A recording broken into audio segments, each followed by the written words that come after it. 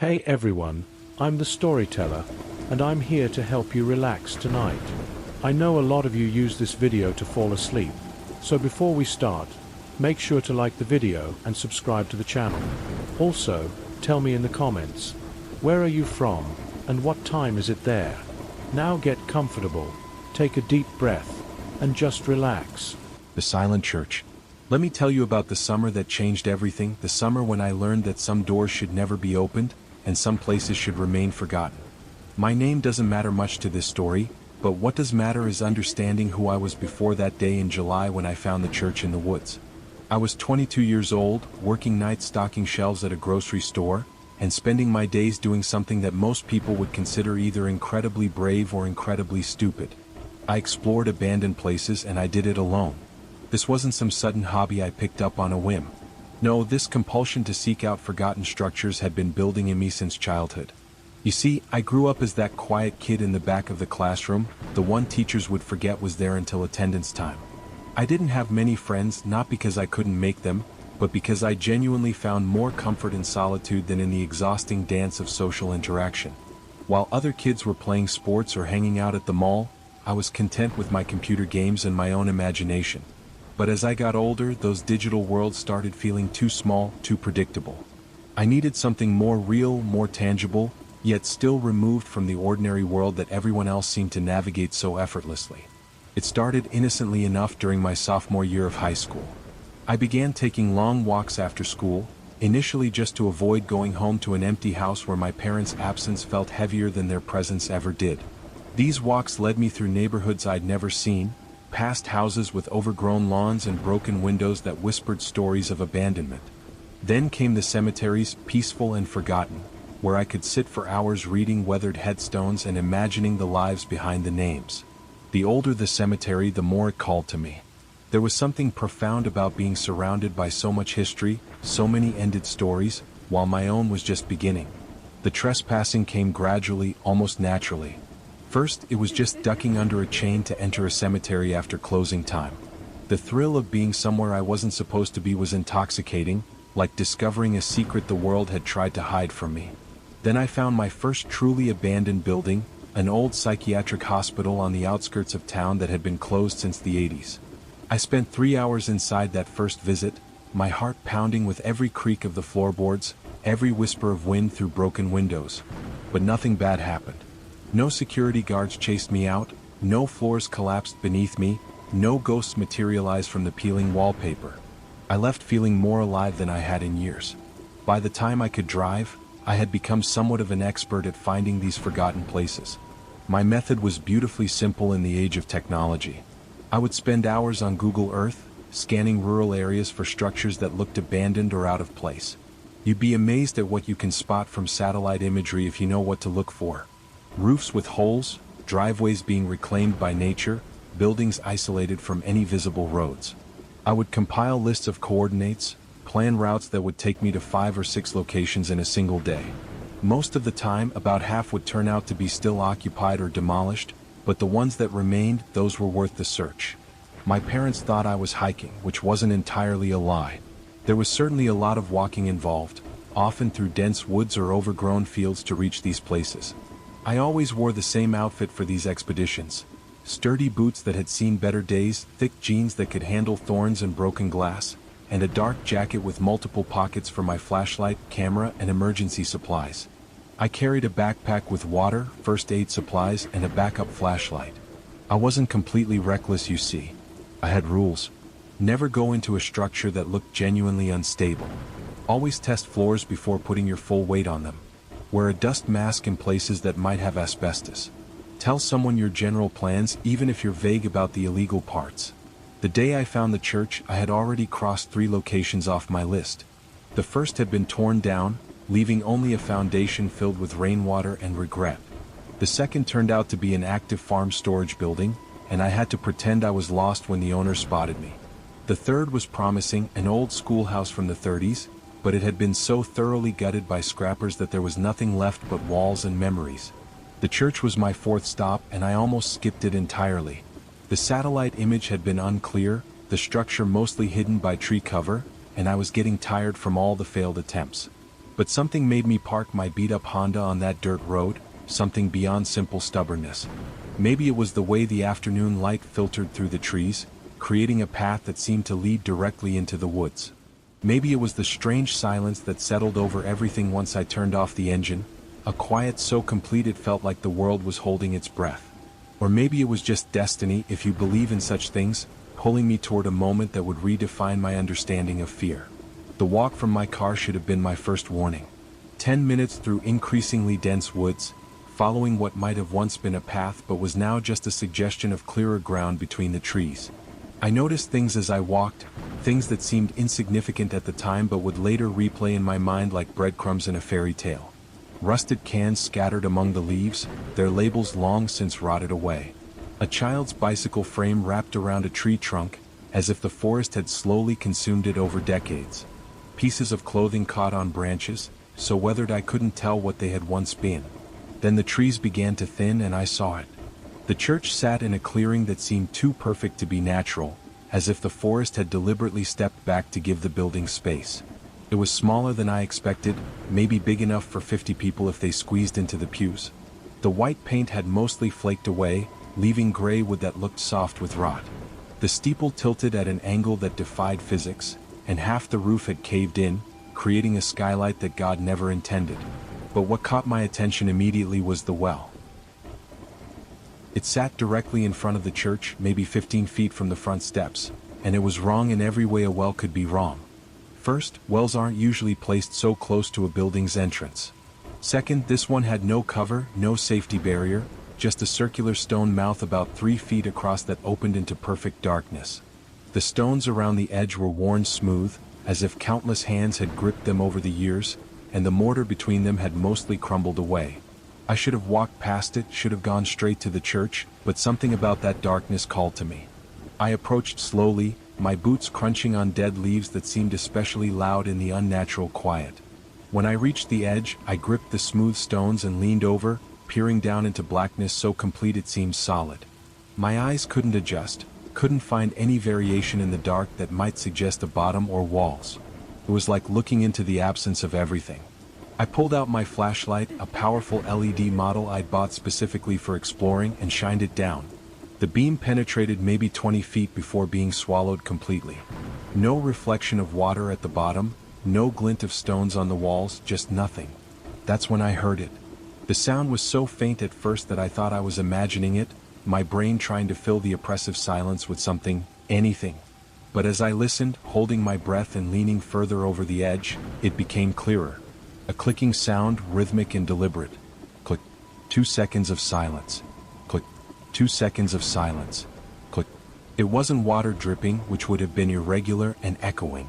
This sounded intentional, controlled, like someone tapping a stick against stone in a perfect pattern. The precision of it made my skin crawl in a way that no random noise could have. I found myself counting the intervals, hypnotized by the metronomic perfection of it. 10 clicks. 20. 30. Always exactly 2 seconds apart, never varying, never stopping. My hands gripped the well's edge so tightly that the rough stone bit into my palms, but I couldn't let go, couldn't look away from that darkness. It was as if the sound had hooks in my mind, pulling me forward incrementally. I might have stood there forever, slowly leaning further and further over the edge, if a crow hadn't suddenly cawed from a nearby tree, shattering the spell. I jerked back, stumbling a few steps away from the well, my heart hammering in my chest. The clicking continued, undisturbed by my movement, maintaining its perfect rhythm. I forced myself to turn away to focus on why I'd actually come here.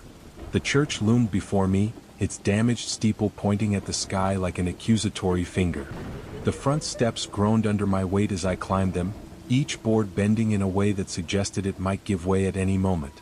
The double doors at the entrance hung askew, one completely off its hinges and leaning against the frame, the other standing open about a foot. I pushed the functioning door wider, wincing as it screamed on rusty hinges, the sound echoing through the trees like an announcement of my trespass.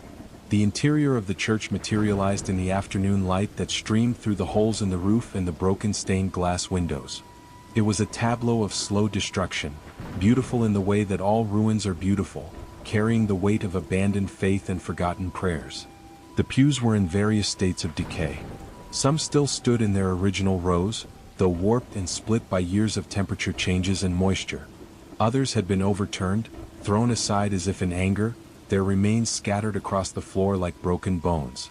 The floorboards were covered in a thick layer of dust and debris, marked only by the tracks of small animals that had made this place their home. Above, where the roof remained intact, elaborate spider webs hung like lace curtains, swaying gently in the breeze that whistled through the gaps in the walls. The altar at the front of the church had partially collapsed, its once polished wood now gray and splintered. Behind it, mounted on the wall, hung a large wooden cross that had somehow remained perfectly straight despite everything else falling apart around it.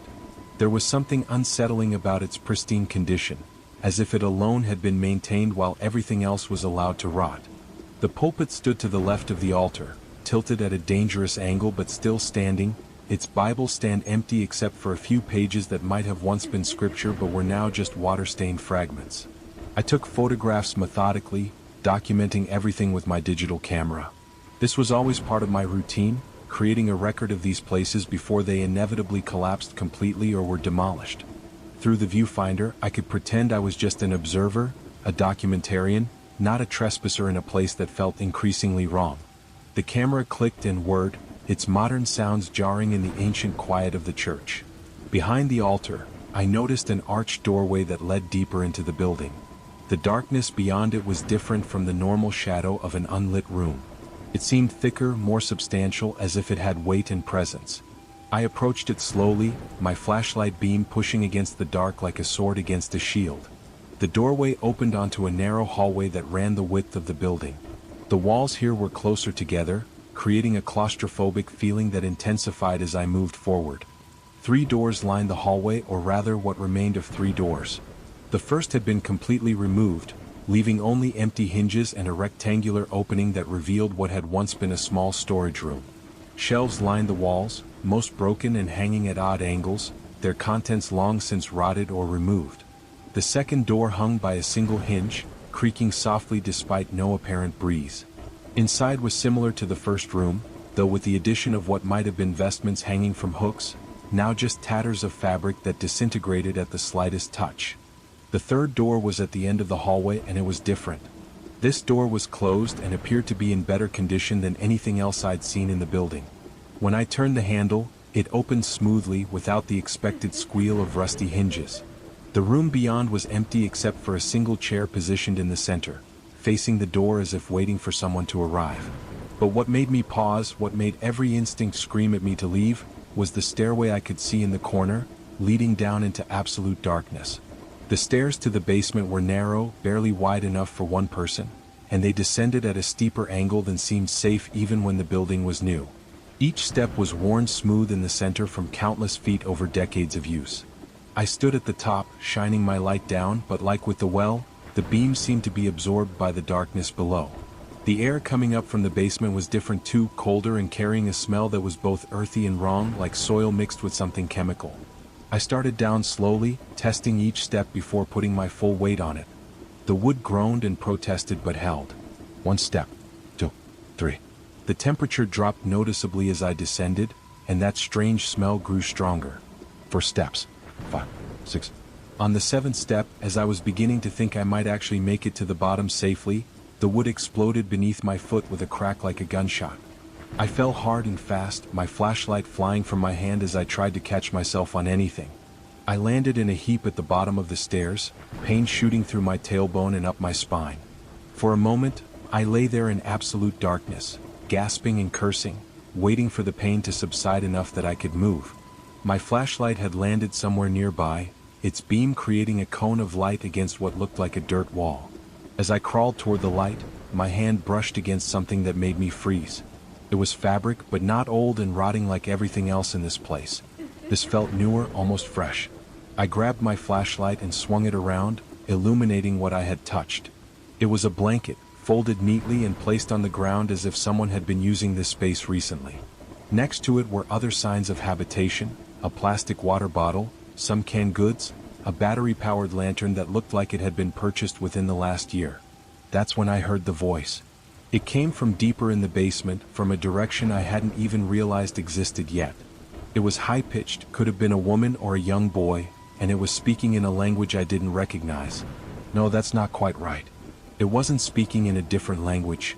It was speaking in sounds that seemed like they should be words but weren't quite. Like someone had learned the rhythm and tone of speech without learning actual words. Among the gibberish, one word stood out clearly: hello. The voice continued, maintaining a conversational tone as if we were having a normal chat, but with only that one recognizable word repeated occasionally among the nonsense. Mrap the Selchek Dorim. Hello. Wisterin Bekel Nareth. Hello. Hello. Each hello was perfectly pronounced, making the surrounding gibberish even more unsettling. It was like listening to a broken recording of someone learning to speak, stuck on the one word they'd mastered. I stood up slowly, my light searching for the source of the voice. That's when I saw it, a tunnel carved into the dirt wall of the basement. It wasn't a professional job, not part of the original construction. This had been dug by hand, the walls rough and uneven, just tall enough for someone to walk through if they hunched over. The voice was coming from somewhere inside that tunnel, echoing off the earthen walls in a way that made it impossible to judge the distance. Every rational part of my brain screamed at me to leave immediately. This was beyond urban exploration, beyond trespassing. This was something else entirely, something dangerous and wrong. But curiosity, that same compulsion that had brought me to this place, pushed me forward. I had to know what was making that sound, had to understand what I was experiencing. I took one step into the tunnel, then another, my flashlight beam dancing across the rough walls. The tunnel extended further than seemed possible, turning slightly every few feet so I couldn't see more than a short distance ahead. The voice grew louder as I advanced, still maintaining that strange pattern of gibberish punctuated by hello. The smell was stronger here too, that mix of earth and chemicals that made my nose burn. I'd taken maybe 10 steps when my flashlight began to flicker.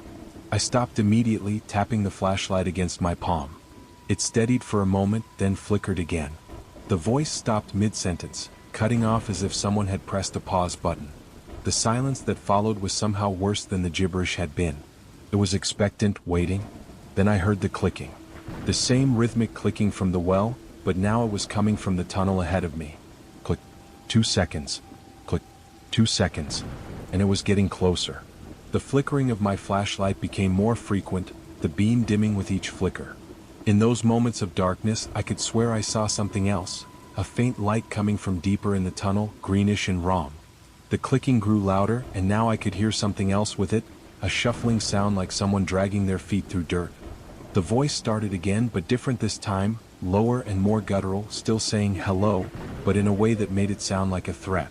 That's when my survival instinct finally overpowered my curiosity. I turned and ran, crashing through the darkness of the tunnel, my failing flashlight providing just enough light to keep me from running into the walls. Behind me, the clicking accelerated, no longer maintaining its careful rhythm but becoming rapid and chaotic, like whatever was making it was excited by my flight. The voice rose to almost a shriek, hello, hello, hello, hello, over and over again. I burst out of the tunnel into the basement, not stopping to look back. The broken stair was a problem I hadn't considered in my panic. I couldn't go up the way I'd come down. But adrenaline is a powerful thing. I grabbed the sides of the stairway and pulled myself up, using the support beams like a ladder, splinters driving into my palms but not caring about the pain. The clicking and the voice followed me to the bottom of the stairs but seemed to stop there, as if whatever was making those sounds couldn't or wouldn't follow me up. I hauled myself over the edge of the stairway and ran, sprinting through the hallway, through the church, past those ruined pews and that too-perfect cross. I burst through the front doors and into the fading afternoon light. The well stood before me, and I swear I could hear the clicking coming from it now too, as if whatever was in the basement was also in the well, or maybe they were connected somehow, a network of tunnels beneath this cursed ground. I ran past the well without looking into it, ran through the woods faster than was safe, branches tearing at my clothes and face.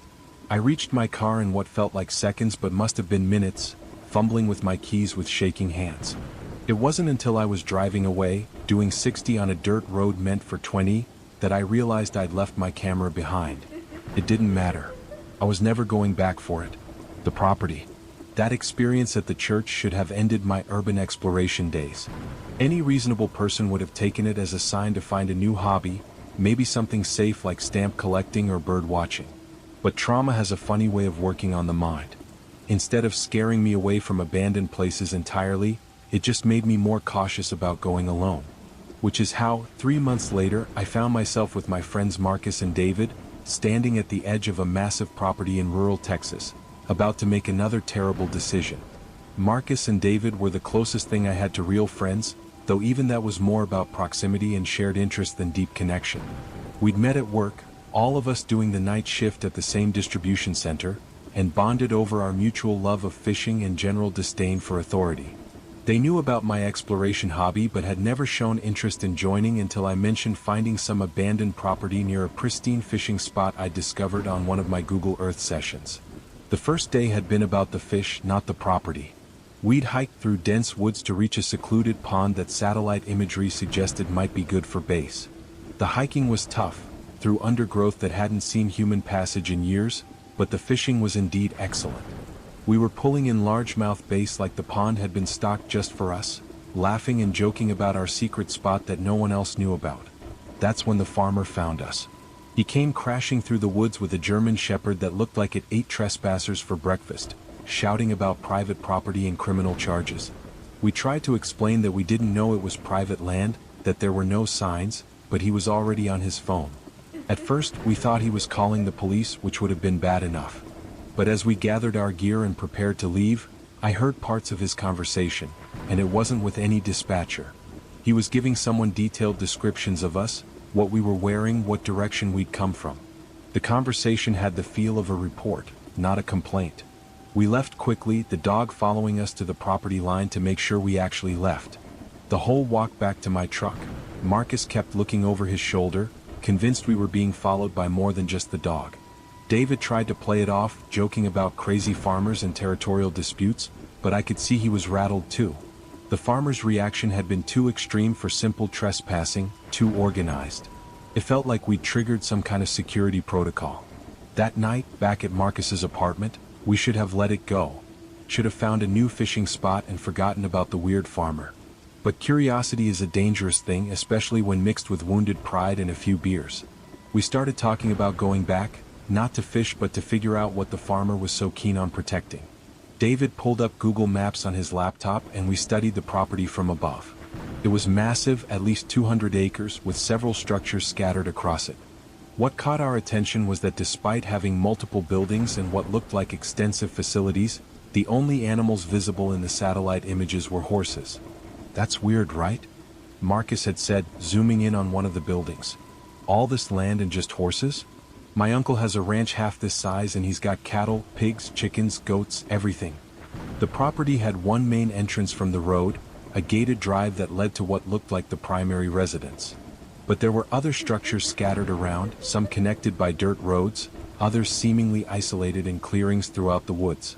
One cluster of buildings on the far side of the property particularly interested us. They looked industrial, not agricultural, with what might have been garage doors and a lot of cleared space around them for vehicles. We made our plan over the next few days, treating it like a military operation because that made it feel less like the bad idea it obviously was. We'd go in the late afternoon, giving us enough light to see but close enough to dusk that we could use darkness as cover if needed. We'd enter from the woods on the opposite side from where we'd been fishing, work our way across the property, and document anything suspicious. If it turned out to be nothing, just a paranoid farmer with a horse breeding operation, we'd leave and never come back. But if there was something more going on, well, we'd figure that out when we found it. The day we went back, the air had that heavy quality that comes before a storm, thick and still and waiting.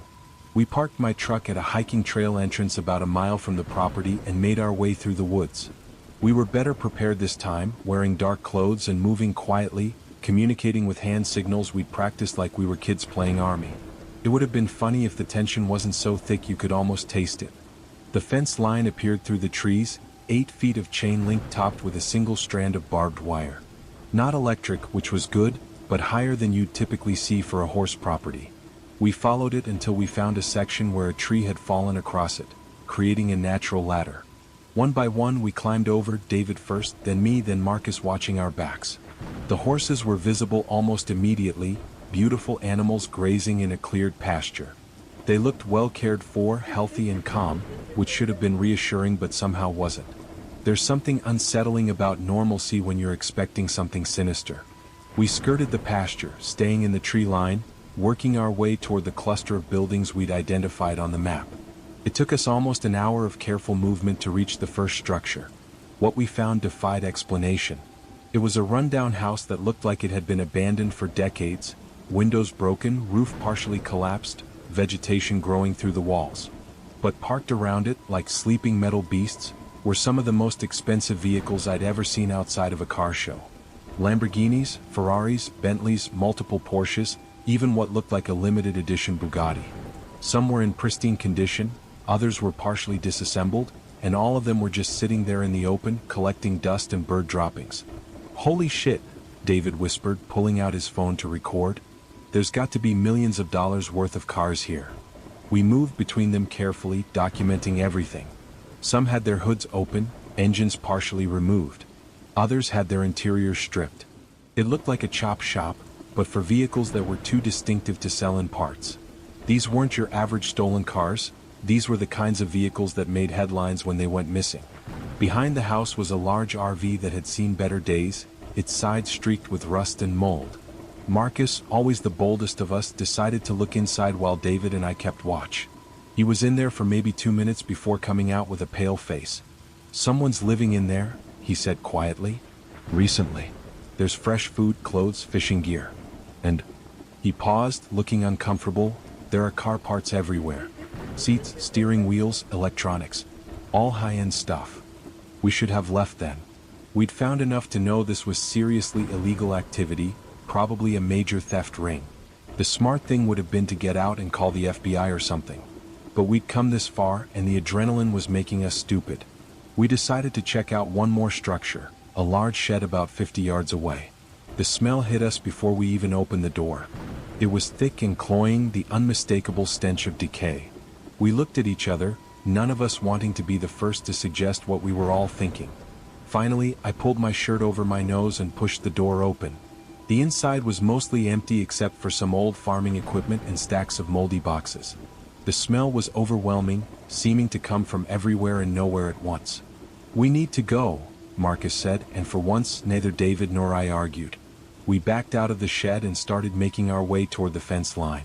That's when we heard the sound of a gate opening in the distance, followed by the rumble of a vehicle engine.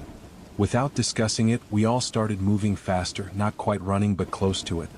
The engine sound grew closer, and through the trees, I caught a glimpse of a white van heading in our direction.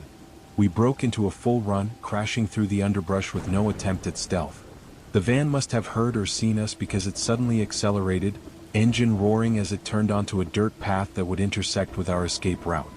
We veered left, deeper into the property rather than toward the fence, hoping to lose them in the thicker woods. That's when things got truly bizarre. We emerged from the woods into another clearing, this one containing the main house. It was a massive structure that had probably been beautiful once but was now in advanced decay. But that wasn't what made us all stop in our tracks. Arranged on the lawn in front of the house, like some kind of surreal tea party, were dozens of garden statues. Angels, cherubs, gnomes, animals, all arranged in concentric circles around a single point.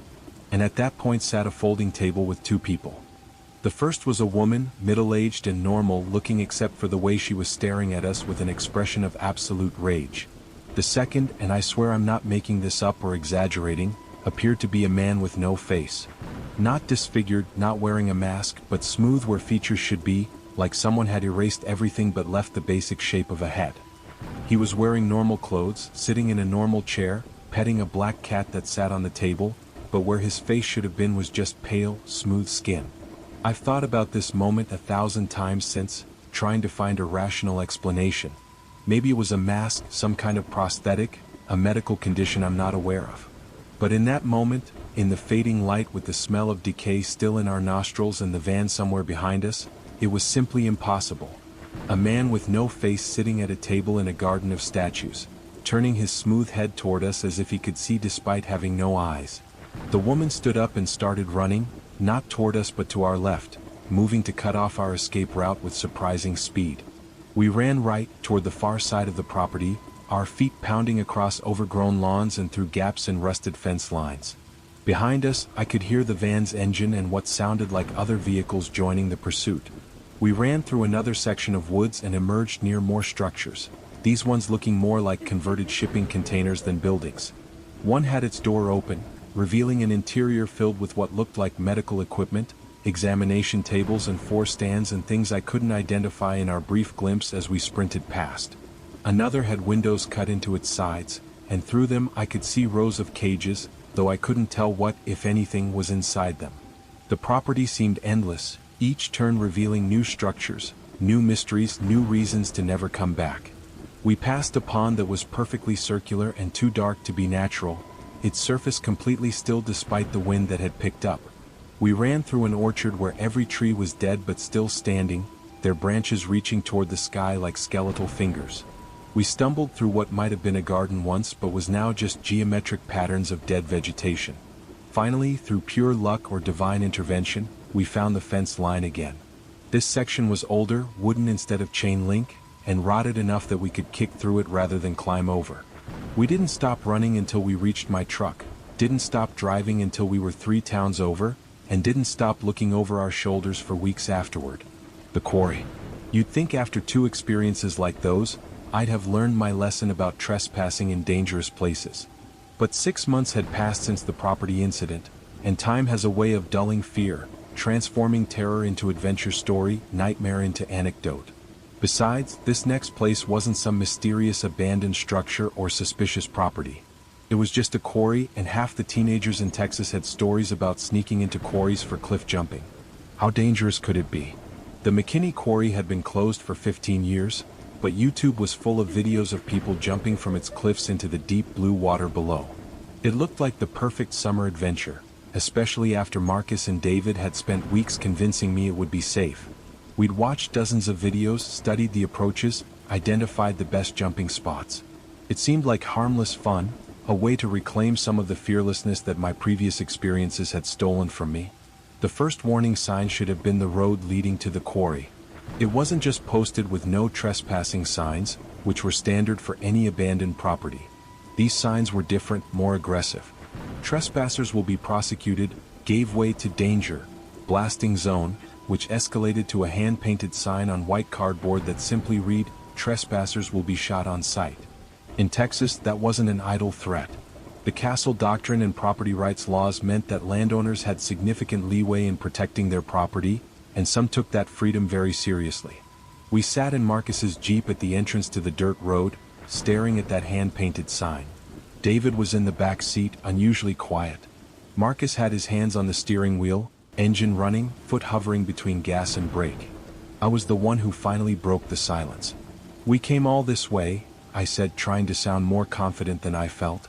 "Let's at least drive up and take a look. If it seems too sketchy, we leave." Marcus drove slowly up the dirt road, which curved around the quarry in a rough circle. To our left were industrial-looking buildings, white metal structures that looked like temporary construction offices but had obviously been there for years. To our right was a tall fence topped with razor wire, protecting the actual quarry. Through gaps in the fence, we could see the water, impossibly blue and inviting in the Texas heat. As we rounded a curve, a pickup truck appeared in our rearview mirror. It didn't accelerate or flash its lights, just followed at a steady distance. Marcus pulled over to let it pass, but it pulled over too, maintaining the same gap between us. We started moving again, and so did the truck. The driver was visible through the windshield, a man in his 40s wearing sunglasses and a baseball cap, his expression unreadable. "This is weird," David said, stating the obvious. "Maybe we should go." But teenage pride is a powerful thing. We'd driven 45 minutes to get here, told everyone we were going cliff jumping, posted about it on social media. Leaving without even trying felt like admitting defeat. So Marcus drove to a gravel area that looked like an old parking lot and stopped. The truck continued past us, the driver turning his head to watch us as he went by, then disappeared around another curve. We got out cautiously, grabbed our backpacks with water and towels, and walked back toward the fence. There was a section where the fence posts had been bent, creating a gap just large enough to squeeze through. One by one we pushed through, Marcus catching his shirt and tearing it, which he laughed off, though I could see it bothered him. The path to the water was treacherous, carved into the quarry wall by years of other trespassers, just wide enough for single file with a sheer drop on one side. The rock was limestone, white and chalky, leaving powder on our hands as we used the wall for balance. Below us, the water was that unnatural blue that comes from minerals and depth, beautiful but somehow threatening. We made it to the first jumping spot, a ledge about 20 feet above the water. Others had clearly been here before us, leaving behind beer cans and graffiti, the usual detritus of teenage adventure. The water below was clear enough that we could see perhaps 10 feet down before it faded into darker blue. David threw a rock to judge the depth, and we watched it disappear into the darkness without hitting bottom. "Deep enough," Marcus said, already pulling off his shirt. He was always the first to jump, the one who proved it was safe for the rest of us. He stood at the edge, toes curled over the lip of rock, arms spread for balance. Then, with a whoop that echoed off the quarry walls, he launched himself into space. The splash when he hit was enormous, sending water up nearly to where David and I stood. Marcus surfaced immediately, gasping from the cold but grinning, treading water in the center of expanding ripples. "It's perfect," he shouted up. "Cold as hell but perfect." David went next, then me, and for about an hour, everything was exactly what we'd hoped for. We jumped, swam, climbed back up, jumped again. The sun was hot, the water was refreshing, and the danger felt manageable, controlled. We moved to a higher ledge, maybe 35 feet, and the jumps became more thrilling. I remember thinking that maybe I'd been too paranoid, that sometimes a place was just a place, without hidden horrors or dark secrets. Then the black Hummer arrived. We heard it before we saw it, the engine loud in the quarry's natural amphitheater. It appeared on the road above us, moving slowly, deliberately, like a predator stalking prey. It stopped directly above where we were swimming, and a woman got out. She was maybe 35, blonde hair pulled back in a ponytail, wearing clothes that seemed too nice for a quarry visit. Designer jeans, a white blouse, sunglasses that probably cost more than my monthly rent. "What the fuck do you think you're doing?" she shouted down at us, her voice carrying a level of rage that seemed disproportionate to the crime of trespassing. "This is private property." We were treading water in the middle of the quarry, looking up at her tiny figure against the sky.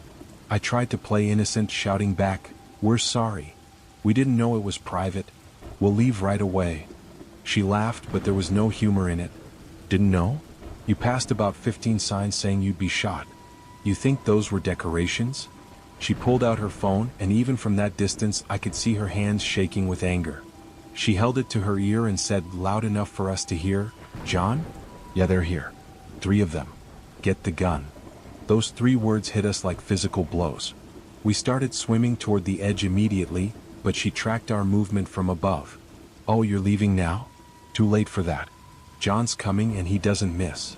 We reached the rocks and started climbing, hands slipping on wet limestone, hearts pounding so hard I could hear the blood in my ears. The woman walked along the road above us, matching our pace. "You know what we do to trespassers here?" she called down. "We've got a special way of handling people who can't read signs." We reached the ledge where we'd left our belongings and grabbed them without stopping, stuffing wet feet into shoes, not bothering with shirts. The path up seemed impossibly long, each turn revealing another stretch of narrow trail with that terrible drop on one side. Above us, the woman had stopped talking, which was somehow worse than her threats. When we finally reached the fence line, she was standing next to a gate about 50 feet away. "This way," she said, gesturing toward the gate. "Move fast and you might make it to your car before John gets here. He's about 2 minutes out, and he's not as forgiving as I am." We ran through the gate and down the dirt road, our wet shoes slapping against the gravel, backpacks bouncing on our shoulders. Behind us, I could hear another engine approaching, something larger than the Hummer. We reached Marcus's Jeep and dove in, Marcus fumbling with the keys, dropping them, retrieving them with shaking hands. The engine started just as a massive pickup truck rounded the corner behind us, lifted on huge tires, with what looked like a rifle rack visible in the rear window. Marcus floored it, the Jeep's tires spinning on the gravel before finding purchase. We tore down the dirt road, taking the turns too fast, the back end sliding out dangerously. The truck followed but didn't seem to be trying to catch us, just making sure we left. We hit the main road doing 60, didn't slow down until we were 5 miles away and certain we weren't being followed. That should have been the end of it. A scary encounter with an aggressive property owner, a story to tell at parties about the crazy lady and her gun-toting friend. But teenagers are stupid, and wounded pride makes them stupider. 2 months later, Marcus brought it up again. "What if we went back?" he said one evening while we were hanging out at my apartment. "But this time we park further away, approach from a different angle, stay away from the main road?"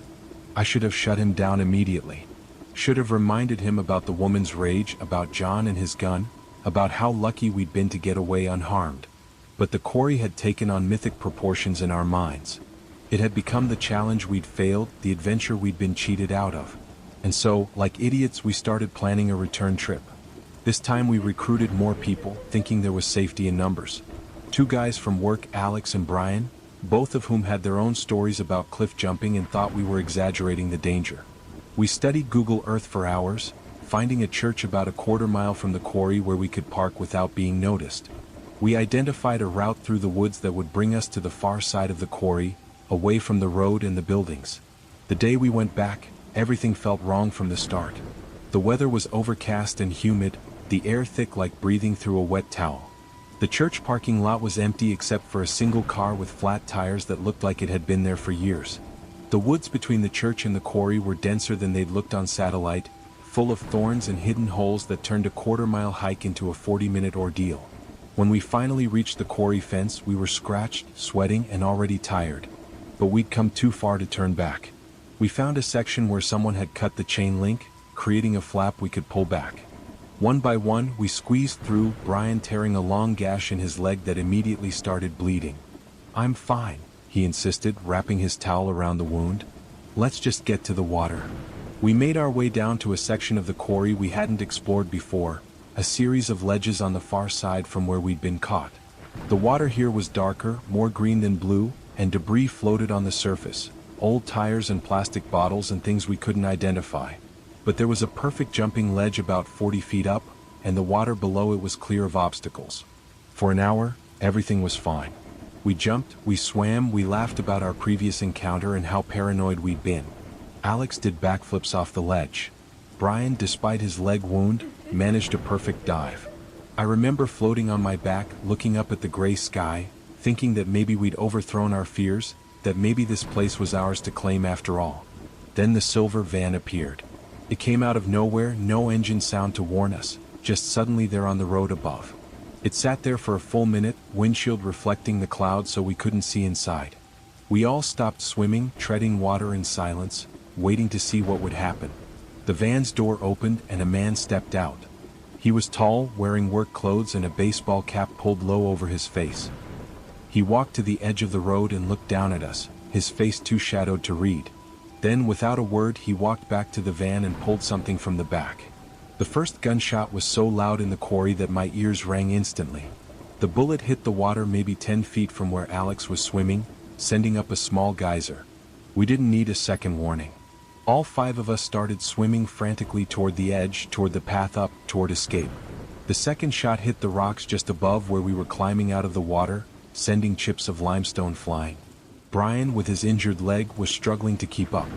David grabbed one arm, I grabbed the other, and we practically carried him up the first section of path. More shots followed, not rapid fire but steady, methodical, like the shooter was taking his time with each one. They weren't hitting particularly close to us, which made me think he was either a terrible shot or was deliberately missing, just trying to scare us. Either way, it was working. The path up seemed endless. Every turn revealed another stretch and the shots kept coming. I counted 8, then 10, then lost track. My chest was burning from the exertion and fear, and Brian was getting heavier as his adrenaline wore off and his leg wound started really hurting. We reached a section where the path widened into a small plateau, and I risked a look back. The man was still standing by his van, but now there were 2 other vehicles there as well, another pickup and what looked like an ATV. More people were getting out, all of them looking down at us. "Move!" Marcus shouted, and we kept climbing, kept running, kept expecting to feel a bullet tear through us at any moment. The fence appeared ahead, that beautiful cut section of chain link that meant escape. We pushed Brian through first, his leg wound reopening and bleeding freely. Then Alex, then David, then Marcus. I went last, and as I squeezed through, I heard the ATV engine start up above us. The run through the woods was a nightmare. Brian could barely walk, let alone run. We took turns supporting him, crashing through underbrush, branches tearing at our faces and arms. Behind us, we could hear the ATV, not following directly but paralleling us, herding us like cattle. At one point it got close enough that we could see it through the trees, the driver wearing a full-face helmet, anonymous and terrifying. By pure luck, we encountered a group of hikers on a legitimate trail about halfway back to the church. A family with young kids, looking at us with concern as we burst out of the woods, bleeding and gasping. The ATV sound immediately stopped, the driver apparently unwilling to continue the chase with witnesses present. "Are you boys all right?" the mother asked, pulling her children closer while the father stepped forward, assessing the situation. "We're fine," Marcus managed to say. "Just got lost, ran into some thorns. Our car's at the church up ahead." They didn't believe us, I could see it in their faces, but they also didn't want to get involved. They let us pass, the father watching us carefully as we limped away. We made it to the church, to Marcus's Jeep, and drove away for the last time. Brian needed 12 stitches in his leg. We told the emergency room that he'd cut it on a fence while we were hiking. The doctor didn't believe us either but didn't push it. We all agreed never to talk about what really happened, never to go back, never to even drive past that quarry again. The lake house. The final story I need to tell you happened just last year, and it's the one that ended my urban exploration days permanently. By this point I was 25, supposedly older and wiser, definitely more cautious after my previous experiences. I'd mostly given up trespassing, limiting myself to legally accessible abandoned places or sites where I'd gotten explicit permission to explore. But when my cousin Eddie came to visit from Oregon, bringing with him an enthusiasm for urban exploration that reminded me of my younger self, I let myself be talked into one last adventure. Eddie was 22, fresh out of college with a degree in photography and an Instagram account full of beautifully shot abandoned places from the Pacific Northwest. He'd heard my stories, the sanitized versions anyway, and was desperate to explore some authentic Texas abandonment, as he put it. I tried to dissuade him, suggested we visit some of the legal spots, the old fort ruins or the abandoned theme park you could pay $10 to explore. But Eddie wanted the real thing, the danger, the thrill of being somewhere truly forbidden. I spent days on Google Earth, looking for something that would satisfy Eddie's craving for adventure while still being relatively safe. That's when I found the lake house. It sat on the shore of Lake Hollow, a man-made lake about an hour outside Austin that had been popular in the 60s and 70s but had slowly died as newer, better lakes were created nearby. The house was massive, 3 stories of what had probably been luxury living, now visible through the trees as a gray shadow of its former self. The property had been in legal limbo for decades, caught up in an inheritance dispute that had outlived most of the original claimants. No one maintained it, no one guarded it, and as far as I could tell from online research, no one had even visited it in years. It seemed perfect, dangerous enough to give Eddie his thrill but abandoned enough to be relatively safe. We went on a Thursday afternoon in October, when the Texas heat had finally broken and the air carried that first hint of autumn coolness. The main road to the property had been blocked years ago by a fallen tree that no one had bothered to clear, so we parked at what had once been a boat launch, now just a concrete ramp leading into murky water. The walk to the house was pleasant, following what remained of an old golf cart path along the lake shore. As we got closer, the house revealed itself slowly through the trees, and I understood why it had been abandoned despite what must have been enormous value when it was built. The entire structure was tilting slightly toward the lake, as if the ground beneath it had shifted. The foundation on the lake side had partially collapsed, leaving that corner of the house unsupported, hanging in space through architectural stubbornness alone. "Holy shit," Eddie whispered, already pulling out his camera. "This is incredible." The front entrance had once been grand, with tall double doors beneath a portico supported by columns. Now one door was missing entirely, the other hanging at an angle that defied physics. The columns were cracked and stained with water damage, and the portico roof had partially collapsed, creating a barrier we had to climb over to enter. Inside, the house was a study in abandoned luxury. The foyer still had its chandelier, a massive crystal thing that hung at a dangerous angle, half its chains broken. The marble floor was cracked in a spider web pattern radiating from the center, as if something enormously heavy had been dropped there. A grand staircase curved up to the second floor, its banister intact but its steps warped and separated. We moved through the ground floor slowly, Eddie photographing everything while I kept watch and tested floors before we walked on them. The living room was enormous, with floor-to-ceiling windows facing the lake, most of them shattered. Furniture remained, covered in sheets that had yellowed and torn with age. When Eddie pulled one sheet away, we found a leather couch that looked perfect except for the colony of mushrooms growing from one cushion. The kitchen was a time capsule from the 1970s, all harvest gold and avocado green appliances that looked almost pristine under their layer of dust. The refrigerator door stood open, revealing shelves still stocked with food that had long since mummified or turned to unidentifiable sludge. A calendar on the wall was turned to July 1997, with several dates circled and notes written in faded pencil that we couldn't quite make out. "This is weird," Eddie said, photographing the calendar.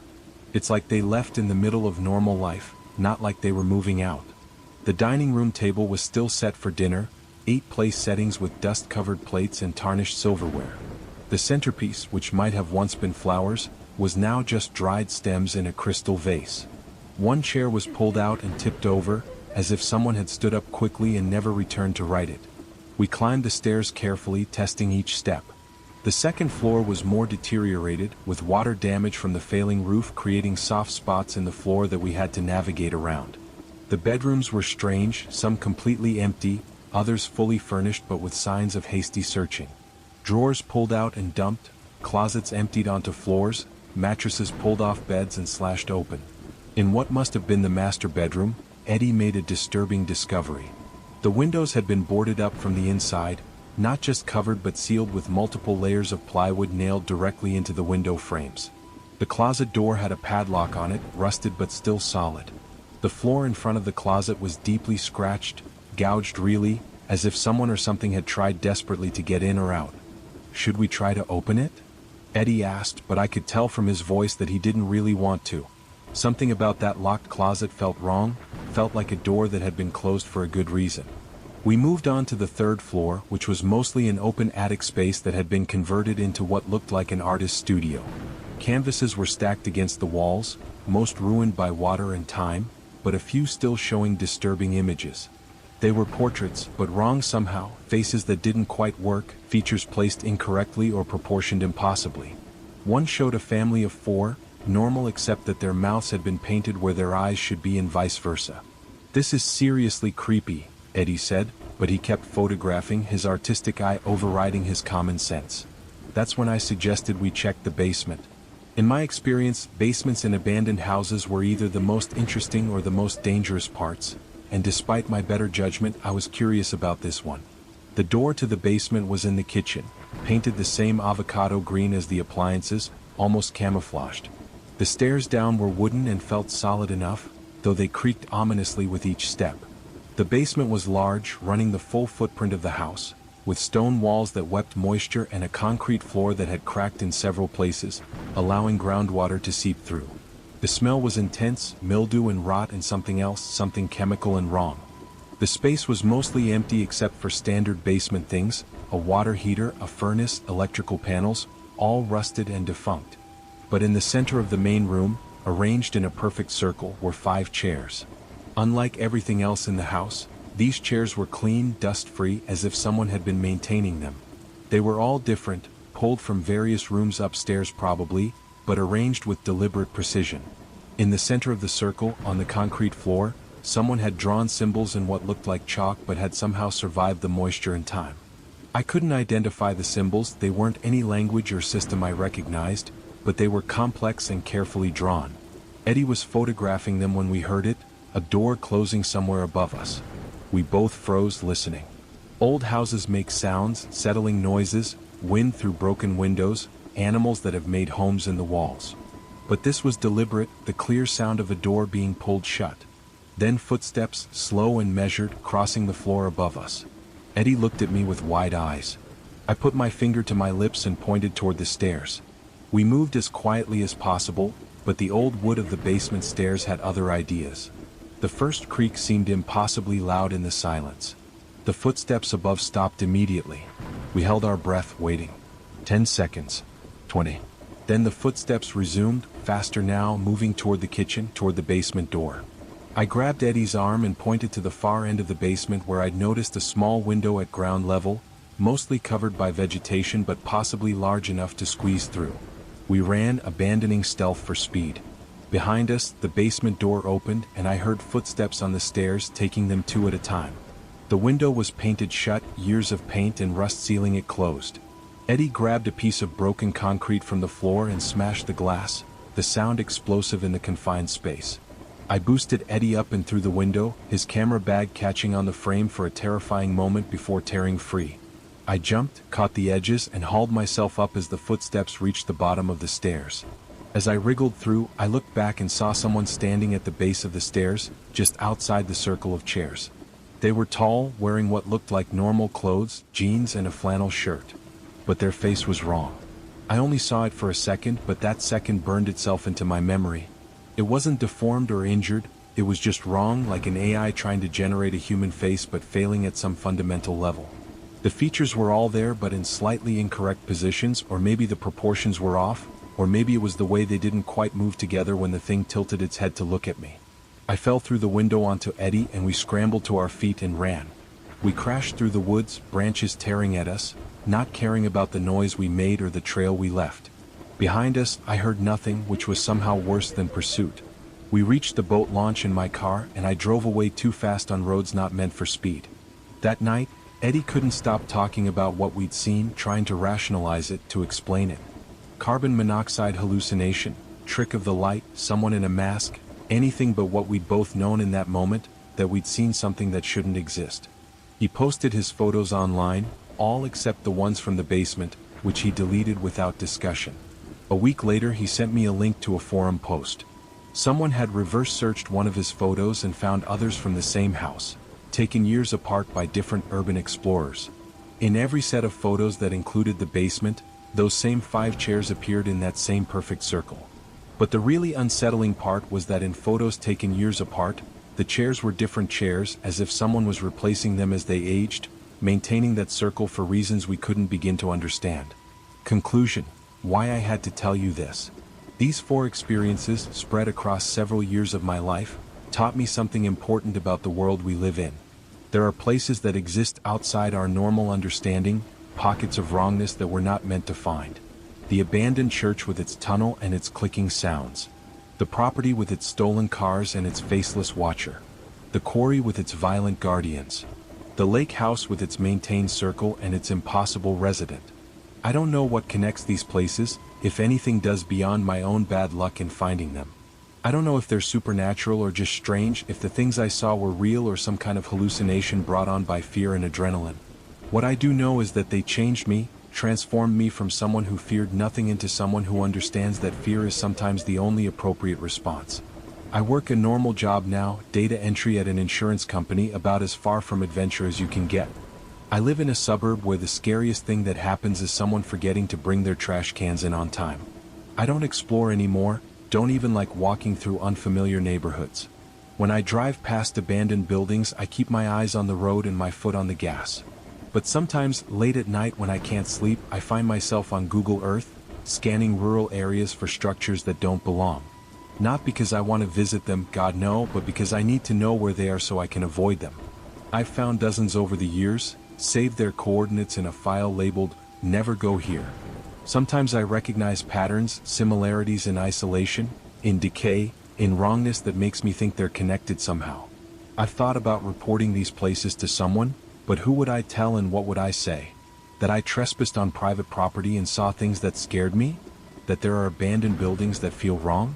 That I once saw a man with no face and ran away? They'd think I was crazy and maybe they'd be right.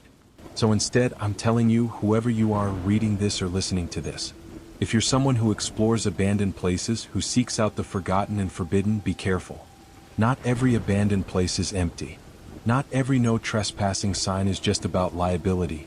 Sometimes, places are abandoned for a reason, and that reason is still there, waiting in the darkness for someone foolish enough to find it.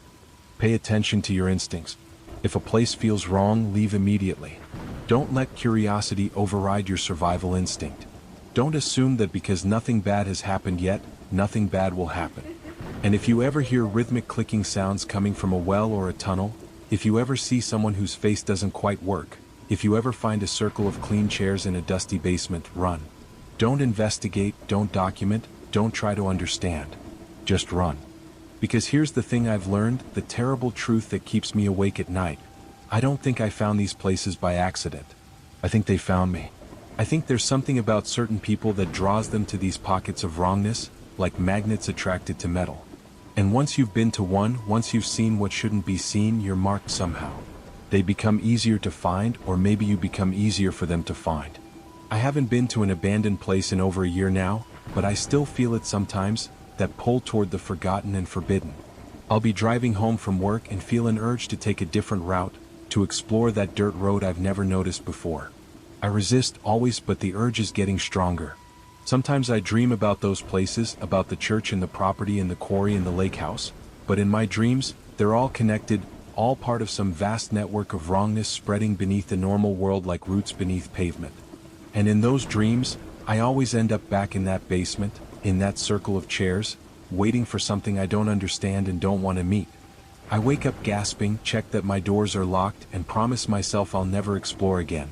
But promises made in the safety of the suburbs feel weak when measured against the pull of the abandoned places. So this is my warning, my confession, my explanation for why I am the way I am now. Take it as you will. Believe it or don't. But if you're someone who explores abandoned places, remember my stories when you're standing at the entrance to some forgotten structure, deciding whether to go inside. Remember that not every adventure ends with a story you can laugh about later. Some end with running through the woods, desperate to escape something you can't explain. And some, the ones you don't hear about, don't end at all. The abandoned places are out there, waiting. They've always been waiting. The question is whether you'll be foolish enough to find them, or lucky enough to walk away when you do. I was lucky for times. I don't believe in pushing that luck any further. The fifth time might be different. The fifth time I might not make it out. And sometimes, on the worst nights, when the pull is strongest and my resistance is weakest, I wonder if I ever really made it out at all. Maybe I'm still in one of those places, in that tunnel beneath the church or that circle in the basement, and everything since has been a dream or a delusion. Maybe that's why the normal world feels so distant now, why I can't quite connect with people anymore, why abandoned places still call to me despite everything I know. But that's just the 3 a.m. thoughts talking. The paranoia that comes from seeing things that shouldn't exist. I'm here, I'm safe, I'm done exploring. I have to be. Because the alternative, giving in to that pull and going back to those places or finding new ones, feels like stepping off a cliff into darkness that has no bottom. So I stay in my suburb, in my normal life, in my safe routine. And if you're smart, if you've listened to what I've told you, you'll do the same. Leave the abandoned places to their abandonment. Let the forgotten stay forgotten. Because some doors, once opened, can never really be closed again. And some things, once seen, follow you home in ways you won't understand until it's far too late. The psychiatric hospital. My name is Rachel, and I need to tell you about the worst mistake of my professional career, a mistake that cost me my nursing license, my marriage, and very nearly my sanity.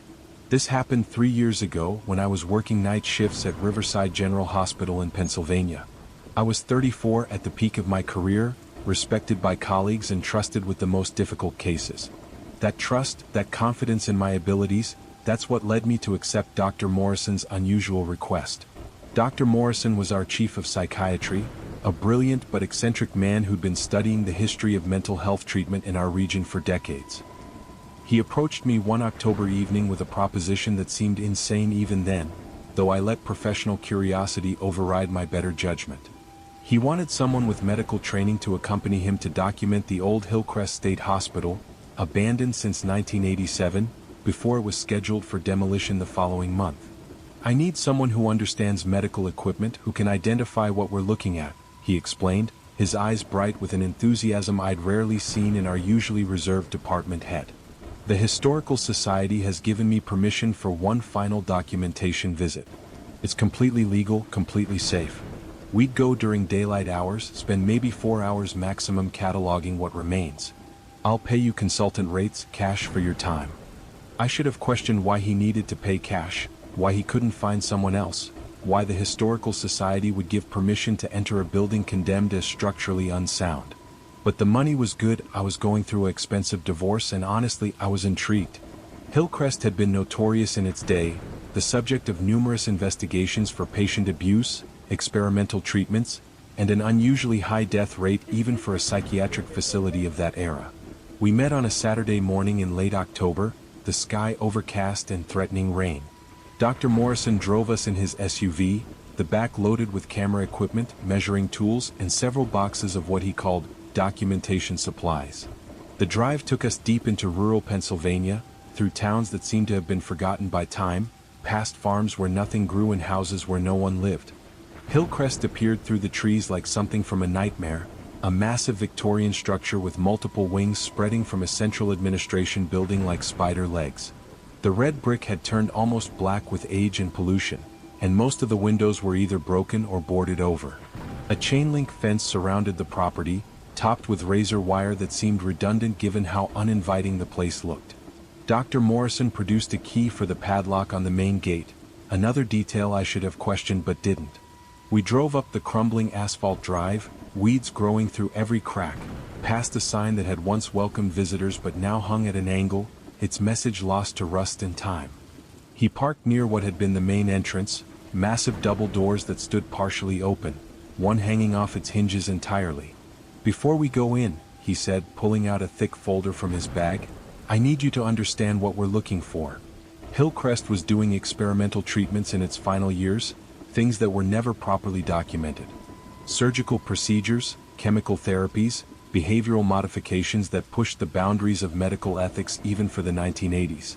He showed me photographs from the hospital's operational days, black and white images of patients in restraints, of operating theaters that looked more like torture chambers, of devices I couldn't identify despite my medical training. The photos progressed chronologically, and I noticed that the later ones showed fewer patients but more equipment, more machines, more modifications to the building itself. "The final year," Dr. Morrison said, his voice dropping to almost a whisper, "they were down to just 12 patients. The most severe cases, the ones no other facility would take. When the state finally shut them down, those 12 patients were supposed to be transferred to other facilities. But there's no record of them arriving anywhere. They simply vanished from the system." We entered through the main doors, our footsteps echoing in the vast entrance hall. The floor was marble, cracked and stained but still showing hints of its former grandeur. A reception desk dominated one side, its wood warped by decades of moisture, papers still scattered across its surface, fused together by mold into an unreadable mass. The smell hit me immediately, not just the expected mustiness of abandonment, but something chemical, medicinal, as if the very walls had absorbed decades of pharmaceutical fumes. Dr. Morrison led the way with confidence that suggested this wasn't his first visit, though he'd claimed otherwise. We passed through administrative offices first, documenting filing cabinets still full of patient records, their contents destroyed by water damage and time. I photographed everything while he took measurements and made notes in a leather journal he carried. The patient wards were on the second floor, accessed by a staircase that groaned under our weight. The hallway stretched the entire length of the building, with rooms on either side, each with a small window in the door for observation. Most of the doors stood open, revealing identical spaces, just large enough for a bed and a small table. The walls were covered in scratches, some forming patterns that looked almost deliberate, others random gouges that spoke of desperate violence. In one room, we found restraints still attached to the bed frame, leather straps that had hardened with age but showed clear signs of struggle, the metal buckles bent and twisted. The mattress had long since rotted away, but dark stains on the floor beneath suggested things I didn't want to contemplate. Dr. Morrison photographed everything with clinical detachment, but I noticed his hands shaking slightly as he made his notes. The third floor held the treatment rooms, and this is where things began to feel genuinely wrong. The first room we entered had been an electroconvulsive therapy suite, the equipment still in place, looking more like medieval torture devices than medical instruments. The chair in the center of the room had additional modifications I didn't recognize, extra straps and metal attachments that served no therapeutic purpose I could identify. "What is this?"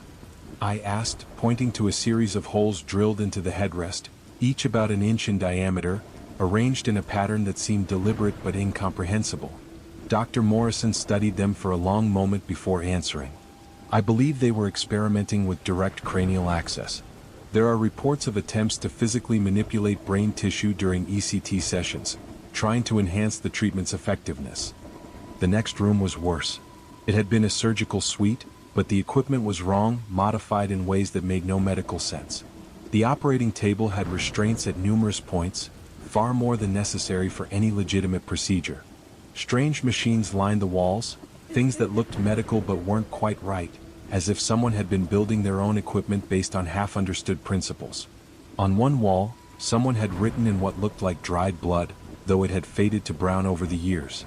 The message was partially obscured by peeling paint, but I could make out fragments.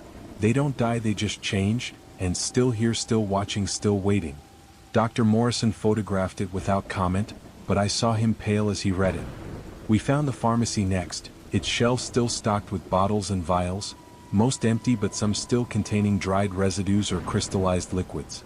I recognized some labels, standard psychiatric medications of the era, but others were handwritten in Latin or chemical formulas I couldn't parse. One entire section was dedicated to bottles marked only with numbers and dates, documenting what seemed to be custom mixed compounds. They were creating their own medications, Dr. Morrison said, his excitement barely contained. Experimental psychotropics, things that were never approved for human testing. This is exactly what I was hoping to find. He began carefully packing some of the bottles into his bag, which definitely wasn't part of any historical society documentation. When I protested, he brushed off my concerns. These need to be properly analyzed. The historical society doesn't have the resources for that kind of scientific investigation.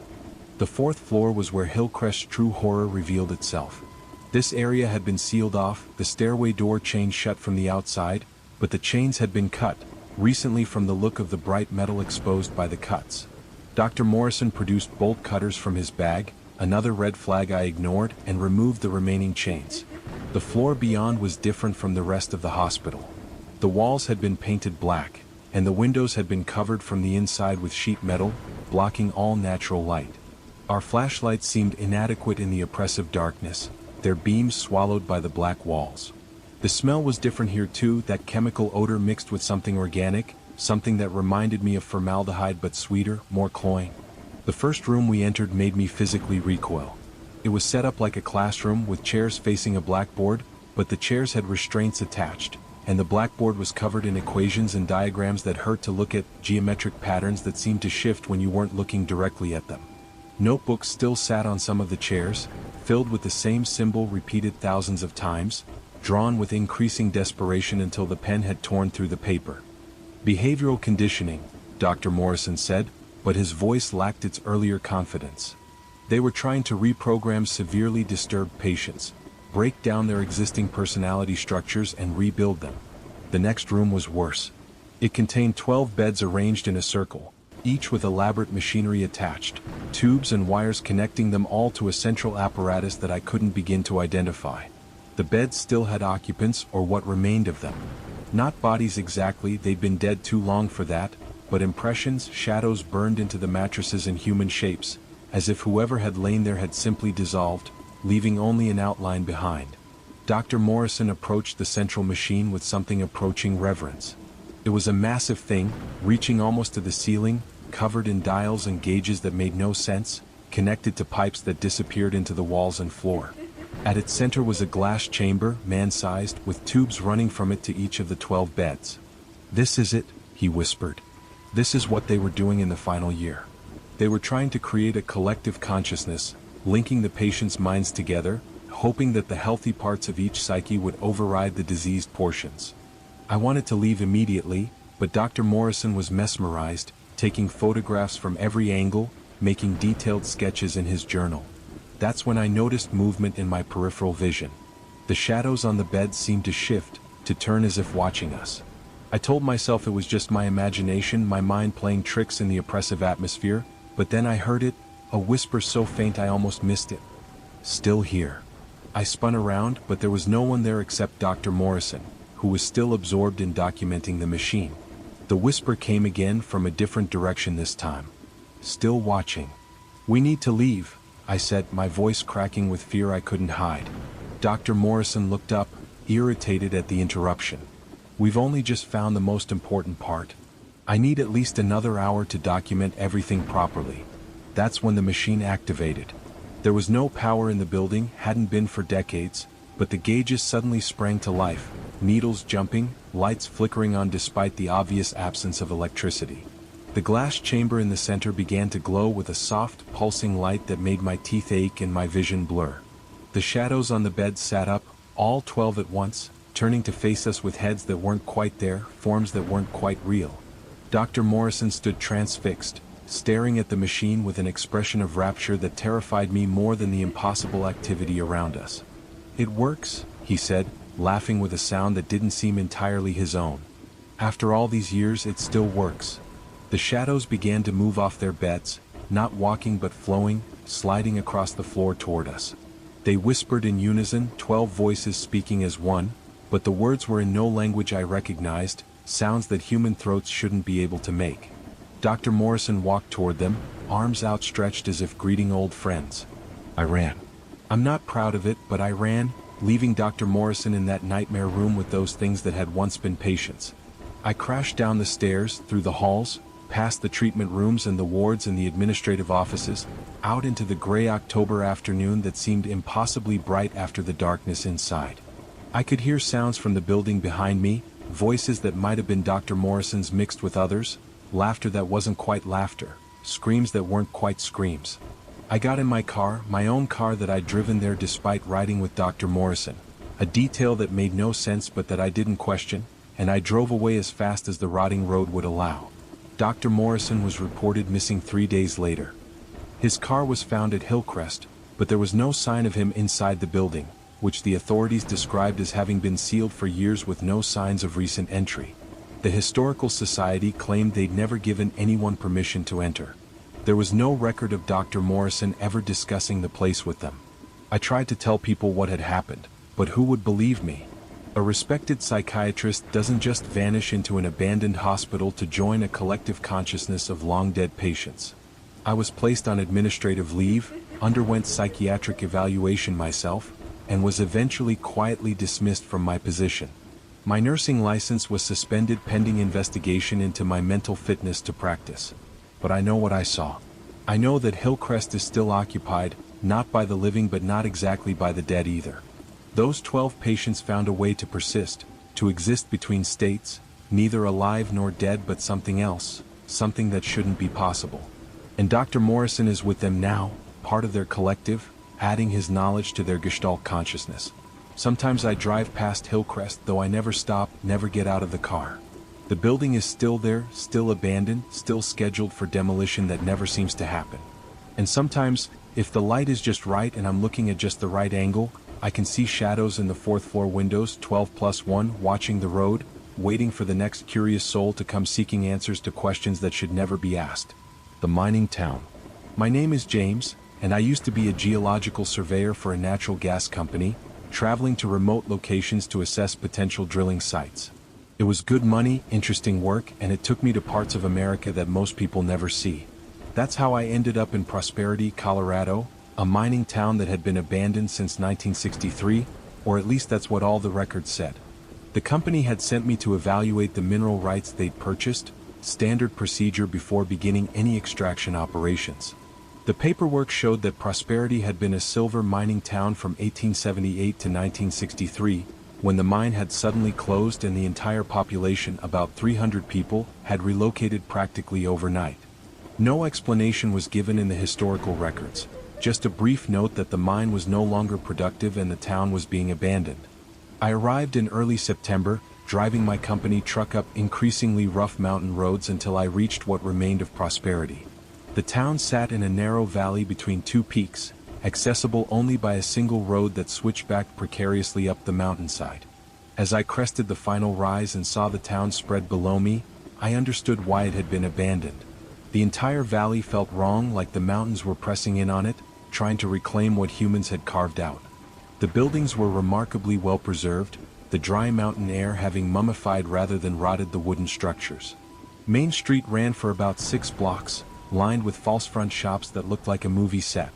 The church steeple still stood proud at one end, while the mine entrance gaped like a black mouth at the other, the wooden frame around it carved with symbols I didn't recognize.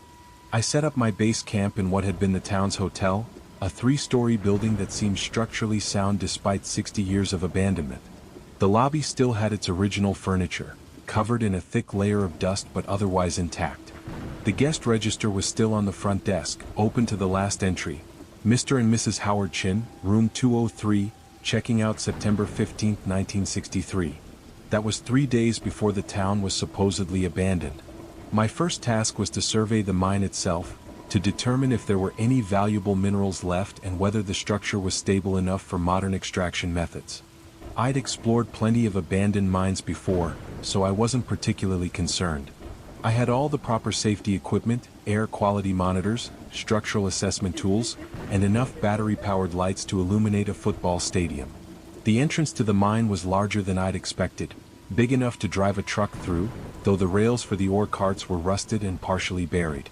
The support beams were massive, whole tree trunks that had been carved with the same symbols I'd seen on the entrance frame. They formed patterns that seemed almost linguistic, like someone had been trying to write something but didn't quite have the right alphabet. I set up my equipment at the entrance and began my initial readings. The air quality was surprisingly good, with steady circulation that suggested the mine had multiple entrances or natural ventilation. The temperature was constant, about 55 degrees, typical for this depth and elevation. My electromagnetic readings were unusual though, showing fluctuations that didn't match any mineral deposits I was familiar with. The main tunnel descended at a gentle grade, wide enough for 2 ore carts to pass each other. The walls showed tool marks from hand mining, but also areas that looked almost melted as if extreme heat had been applied. About 100 feet in, I found the first side tunnel. My map of the mine, provided by the company, showed no side tunnels at this depth. According to the official records, the mine was a simple straight shaft with 3 levels. This tunnel wasn't on any map. I marked it for later exploration and continued down the main shaft. Every 50 feet or so, I found another unmarked side tunnel, each one carved with those strange symbols, each one absent from the official maps. The electromagnetic fluctuations grew stronger the deeper I went, my equipment starting to give readings that didn't make sense, showing magnetic fields that pulsed in regular patterns, almost like a heartbeat. At what should have been the first level, about 300 feet down, I found a large chamber that had been converted into something that definitely wasn't for mining. The room was circular, carved from solid rock with a precision that hand tools couldn't have achieved. The walls were covered in more symbols, but these were different, more complex, arranged in spirals that drew the eye inward toward the center of the room. In that center was a hole, perfectly round, about 10 feet in diameter, that descended into absolute darkness. My lights couldn't find the bottom, and when I dropped a stone, I never heard it land. The electromagnetic readings around the hole were off the charts, my equipment screaming warnings about magnetic fields that shouldn't exist at this depth, at this location, anywhere on Earth really. I decided to return to the surface and recalibrate my equipment, convinced there was some kind of malfunction. As I made my way back up the tunnel, I noticed something I'd missed on the way down. The side tunnels I'd marked were gone. Not sealed, not hidden, just gone as if they'd never existed. The rock walls were smooth and unbroken where I was certain I'd seen openings just an hour before. Back at the hotel, I reviewed my footage and photographs. The side tunnels were there in the images, clear as day, but when I went back to check my markers, the physical tunnels were still absent. I decided to stay the night and try again in the morning, convinced I was suffering from altitude sickness or exhaustion. That night, I heard the town come alive. It started around midnight, faint sounds of activity from the street outside. Footsteps on wooden sidewalks, doors opening and closing, the creak of wagon wheels. I looked out the window but saw nothing, the town as empty and still as it had been during the day. But the sounds continued, growing louder, more distinct. I could hear conversations, though I couldn't make out the words, laughter from what sounded like a saloon down the street, even the rhythmic ping of a blacksmith's hammer. I grabbed my flashlight and went outside, determined to find the source of the sounds. The moment I stepped onto the street, the noises stopped, as if the entire town had frozen mid-activity. I stood there for several minutes, waiting, but heard only the wind through the empty buildings. As soon as I returned to my room and closed the door, the sounds resumed, louder than before. The next morning, I found evidence that I hadn't imagined it. Fresh footprints in the dust on Main Street, dozens of them, as if a crowd had passed through during the night. The saloon's batwing doors, which I'd noted were rusted in place the day before, now swung freely. The church bell, which I'd confirmed was cracked and couldn't ring, had somehow tolled 3 times at exactly 3 a.m., waking me from a restless sleep. I returned to the mine, determined to complete my survey despite the strange occurrences. This time I brought spray paint to mark the walls, creating a trail I could follow back. The side tunnels were there again, exactly where they'd been the day before. I chose one at random and followed it, spraying arrows on the walls every few feet. The tunnel led to another chamber, smaller than the first but equally strange. This one contained equipment I didn't recognize, machines that looked partly organic, partly mechanical, as if someone had tried to grow technology from living tissue. There were containers filled with a viscous black liquid that moved against gravity, crawling up the sides of the glass, reaching toward me when I got close. In the center of the room was a desk, remarkably well preserved, with journals and papers scattered across its surface. The journals were written in English, but the sentences didn't make sense, describing concepts that didn't exist, using words that weren't quite right. One entry, dated September 10, 1963, was somewhat coherent. The convergence is nearly complete. We've made contact with the ones who live between the spaces, who exist in the angles that shouldn't be. They've shown us how to modify the equipment, how to dig not just through rock but through the barriers between worlds. Tomorrow we open the final passage. God forgive us for what we're about to unleash, but the silver ran out years ago, and they promised us prosperity eternal if we just dig a little deeper, a little differently. The next entry was just the same symbol repeated over and over, filling pages and pages, drawn with increasing desperation until the pen had torn through the paper. The final entry was a single sentence. They lied about everything except the eternal part. I photographed everything and started to leave, but my spray-painted arrows were gone. The tunnel behind me wasn't the one I'd come through. It branched and twisted in ways that defied the geometry of the mountain. I tried to backtrack using my GPS, but it showed me as being somehow outside the mountain, floating in empty space 1,000 feet above the valley floor. I wandered those tunnels for what felt like hours but could have been minutes or days. Time worked differently down there, my watch running backward, then stopping, then jumping ahead by hours and seconds. The tunnels kept changing, passages appearing and disappearing, chambers that shouldn't exist according to any geological understanding. I found other rooms, each more impossible than the last. One contained what looked like mining equipment that had been fused with human bodies, creating hybrid machines that still showed signs of movement, twitching and pulsing with some kind of life. Another held dozens of glass containers, each with a perfect miniature of prosperity inside, complete with tiny figures that moved through the streets, living out their daily lives in endless loops. The worst was a chamber I found by accident, stumbling through what I thought was a solid wall but turned out to be some kind of permeable barrier. Inside were the miners, all 300 residents of prosperity, perfectly preserved but changed. They stood in neat rows, eyes open but unseen, their bodies shot through with veins of silver that pulsed with faint light. They were breathing in unison, a slow, deep rhythm that matched the electromagnetic pulses I'd been detecting. One of them turned to look at me, movements jerky like a marionette. Its mouth opened, and a voice that wasn't quite human spoke. "You've come to assess the value of what we found." We found it. We found what exists between the spaces, in the angles, in the depths that aren't just down but sideways and through. The mine is productive again. So productive. We have prosperity eternal, just as they promised. The others began to turn, all of them, 300 heads rotating to face me with silver-veined eyes. They started walking toward me, not quite in sync, their movements wrong in ways I couldn't define.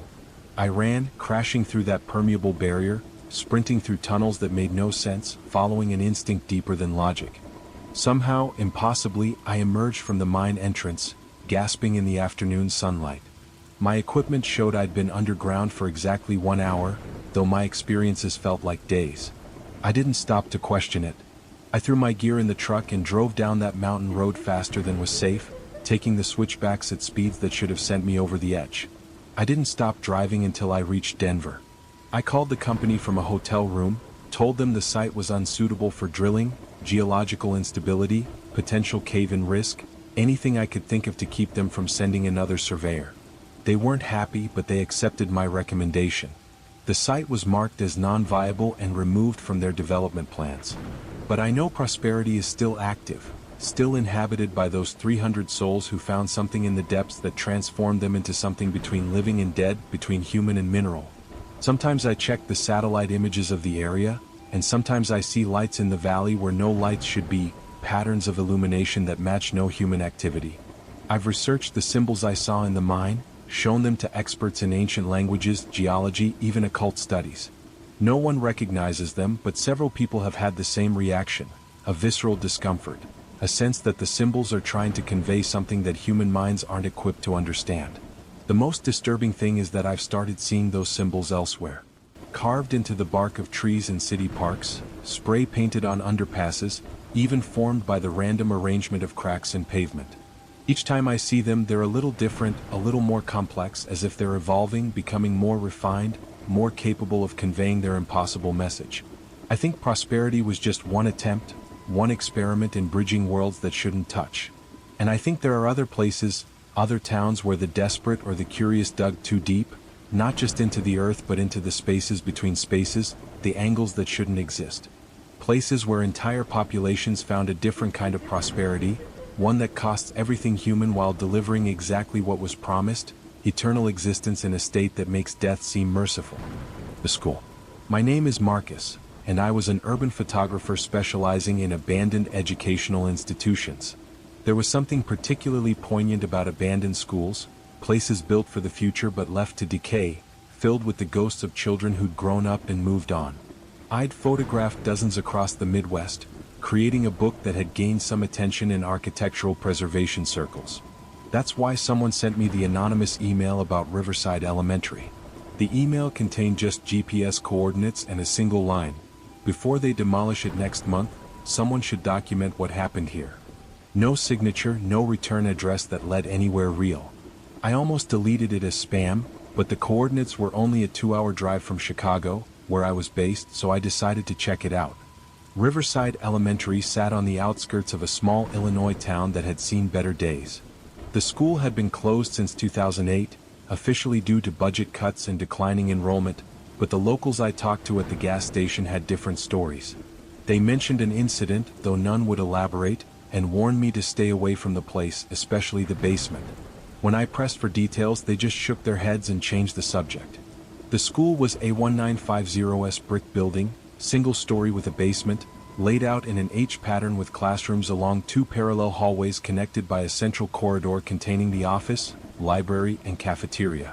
The playground equipment remained, rusted and twisted into shapes that seemed more menacing than playful. The windows were intact but filmed over with grime from the inside, as if something had coated them from within. I entered through a door that had been forced open by previous explorers, my camera bag heavy on my shoulder, my mind already composing shots.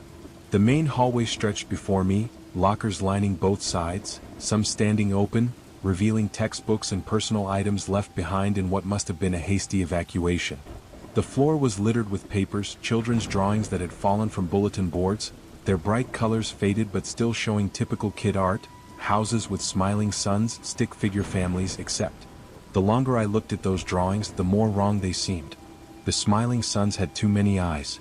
The stick figure families had extra limbs, or their proportions were off in subtle but disturbing ways. One drawing showed what should have been a teacher and students, but the teacher figure was enormous, taking up most of the page, with tiny student figures arranged around it in a pattern that reminded me uncomfortably of a spider and flies. The first classroom I entered stopped me cold. It was set up as if class was about to begin, desks in neat rows, books open to the same page, pencils laid out parallel to the edge of each desk. On the blackboard, someone had written today's lesson: what happens when we sleep, in neat teacher's handwriting. Below that, in different handwriting, getting progressively more erratic, were responses that made no sense. We go inside. We become the dream. Teacher shows us the real school. We learn what shapes we really are. I photographed everything, the afternoon light through the grimy windows creating an otherworldly atmosphere. Each classroom told a similar story, lessons abandoned mid-thought, but with those strange additions, as if someone had come back after the evacuation to complete thoughts that shouldn't have been completed. The library was the worst so far. Every book had been pulled from the shelves and opened to seemingly random pages, then arranged in a spiral pattern on the floor that covered the entire room. Standing at the center of the spiral, I could see that the open pages weren't random at all. Key words had been circled on each page, and reading them in sequence created a message. The teacher came from somewhere else and taught us to see with different eyes, and now we understand that this shape is just practice for the real shape we will become when we graduate. I was documenting this when I heard footsteps in the hallway. Clear, deliberate footsteps. not the random sounds of an old building settling. They had the particular cadence of someone walking slowly, checking each room. I called out, assuming it was another urban explorer or maybe a security guard, but got no response. The footsteps continued, getting closer. I stepped into the hallway and saw no one, but the footsteps kept coming from around the corner where the main corridor met the library hallway.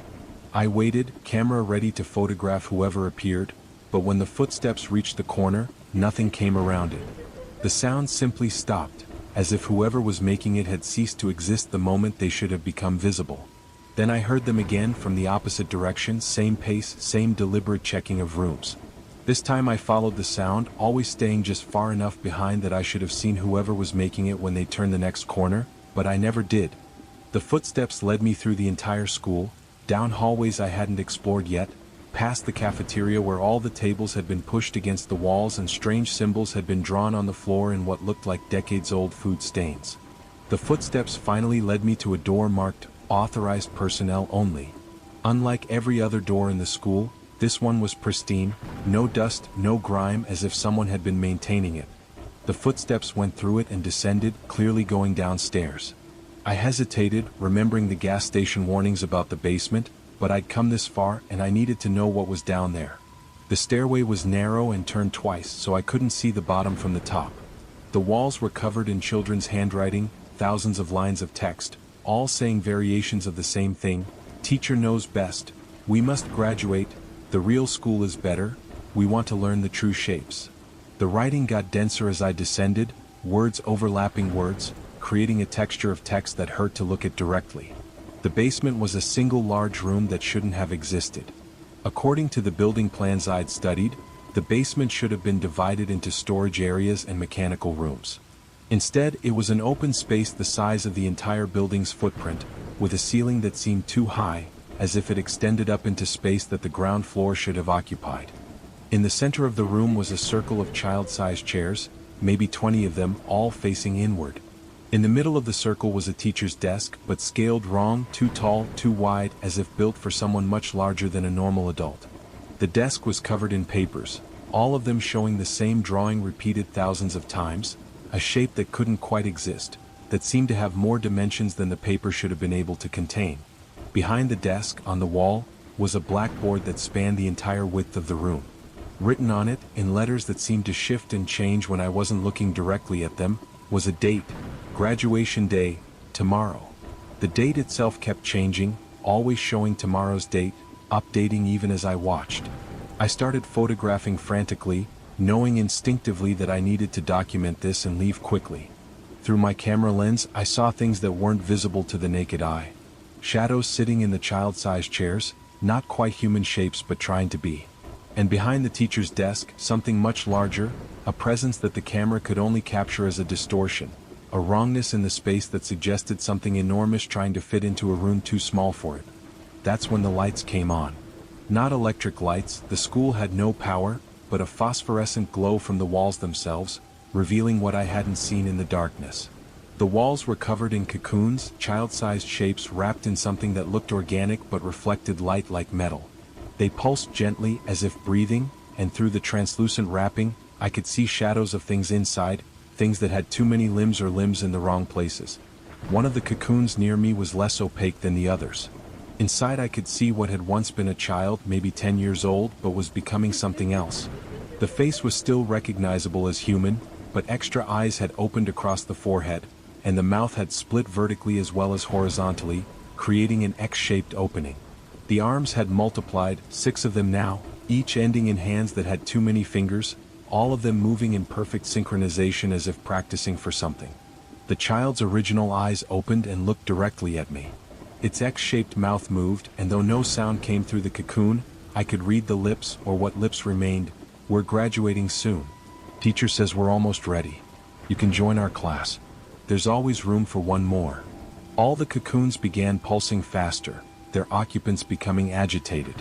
Through the translucent wrappings, I could see them all turning to face me, dozens of partially transformed children who'd been cocooned here since 2008, learning whatever impossible lessons their teacher had been providing, becoming whatever graduate meant in this nightmare classroom. The shadow behind the teacher's desk began to solidify, taking on a form that my eyes couldn't quite process. It was definitely a presence, definitely intentional, but its shape kept sliding away from my perception, as if it existed in more dimensions than I could see. The only constant was a sense of enormous size constrained into a space too small, an intelligence that was vast but utterly alien to human thought. A voice filled the room, not heard but felt, vibrating through my bones and organs. "Class is in session. Please take your seat. Today's lesson, Transformation Mathematics. We will learn how to divide ourselves by zero and multiply into new dimensions." The empty chairs began filling with those shadows I'd seen through the camera, partially visible figures of children who weren't quite there, existing in some state between present and absent. They all turned to look at me, their faces blurred but their attention sharp and focused. One chair remained empty, clearly meant for me. I ran. There's no heroic stand here, no clever escape plan. I simply turned and ran up those stairs as fast as my legs could carry me, the voice calling after me about truancy and the importance of education and how graduation was mandatory for all students. The footsteps I'd heard earlier returned, hundreds of them now, following me up the stairs, through the hallways, past those horrifying classrooms with their impossible lessons. I burst out of the school into the evening air, not even realizing how long I'd been inside. The sun was setting, casting long shadows across the playground. In those shadows I could see them clearly, dozens of child-shaped things that weren't quite children anymore, playing on the rusted equipment, sliding down slides that led nowhere, swinging on swings that moved in directions that hurt to watch. They watched me get in my car and drive away, standing at the fence line, waving with too many arms, their transformed faces smiling with mouths that had forgotten how human smiles were supposed to work. In my rearview mirror, I saw the teacher thing emerge from the school, impossibly tall, having to bend to fit through the doorway, its shape still refusing to resolve into anything my mind could fully grasp. I drove straight home, developed my photographs immediately, and then destroyed them all. Some things shouldn't be documented, shouldn't be preserved, shouldn't be known.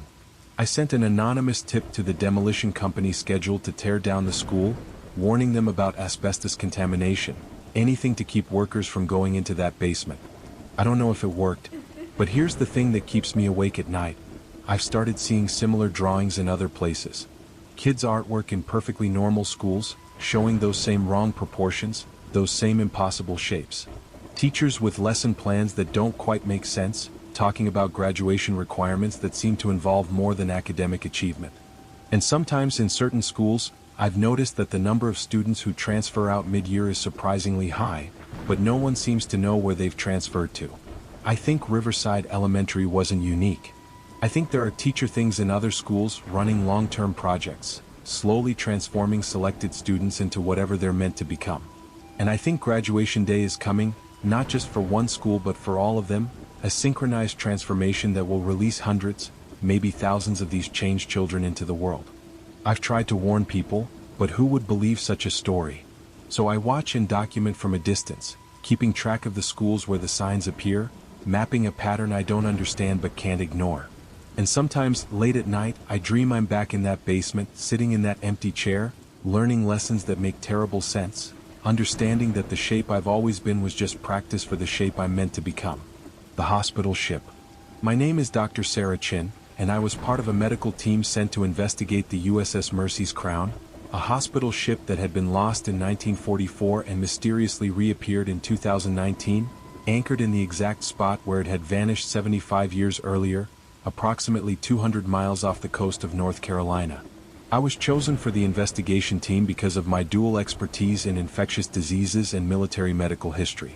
The Navy wanted civilians involved to maintain transparency, but they also wanted people with security clearances who could be trusted to keep quiet if necessary.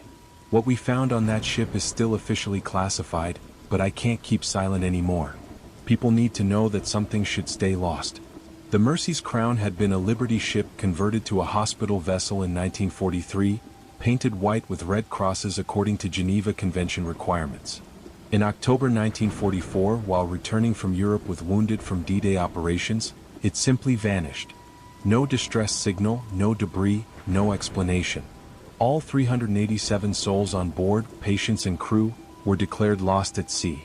When a commercial fishing vessel spotted it in August 2019, it looked exactly as it had the day it disappeared. The paint was fresh, no rust, no barnacles, no signs of decades at sea. It was anchored precisely at its last known position, engines cold but somehow maintaining position against currents that should have moved it thousands of miles over the decades. Our team consisted of myself, Dr. James Patterson, a naval historian, Lieutenant Commander Rebecca Torres, a Navy doctor, 2 Navy corpsmen and a small security detail. We approached the ship on a gray September morning, the sea unusually calm, almost glassy. As we got closer, we could see that every detail was perfect, from the red crosses on the hull to the lifeboats still in their davits, canvas covers intact despite what should have been 75 years of weather. We boarded via a ladder that the Navy team had attached to the side. The moment I stepped onto the deck, I felt it, a wrongness in the air that made my skin crawl. The ship was silent except for our footsteps and equipment, but it felt occupied, like hundreds of people were holding their breath, waiting for something. The deck was pristine, not just clean but actively maintained. The windows gleamed, the brass fixtures were polished, even the wooden decking showed signs of recent swabbing. But there was no crew, no passengers, no signs of life at all. The lifeboats were all accounted for, so wherever the people had gone, they hadn't abandoned ship. We entered through the main hatch, our footsteps echoing in corridors that should have been filled with the bustle of medical activity. The lights were off, but our flashlights revealed everything in perfect order. Medical supplies still in their cabinets, dated 1944 but looking factory fresh. Surgical instruments laid out as if for an operation that never began. Charts on clipboards showing patient information for wounded soldiers who should have died of old age decades ago even if they'd survived. The first ward we entered changed everything we thought we understood. The beds were occupied, all 40 of them, but not by bodies. Instead, each bed contained an impression, a human-shaped indentation in the mattress and sheets, as if someone invisible was lying there. The impressions were detailed, showing the weight distribution of bodies, even the positions of arms and legs. Some were lying flat, others curled on their sides, one had its impressions arms raised as if reaching for something above. Dr. Patterson approached one of the beds and held his hand over the impression. He jerked it back immediately, his face pale. "It's warm," he said. "Body temperature." We confirmed it with instruments.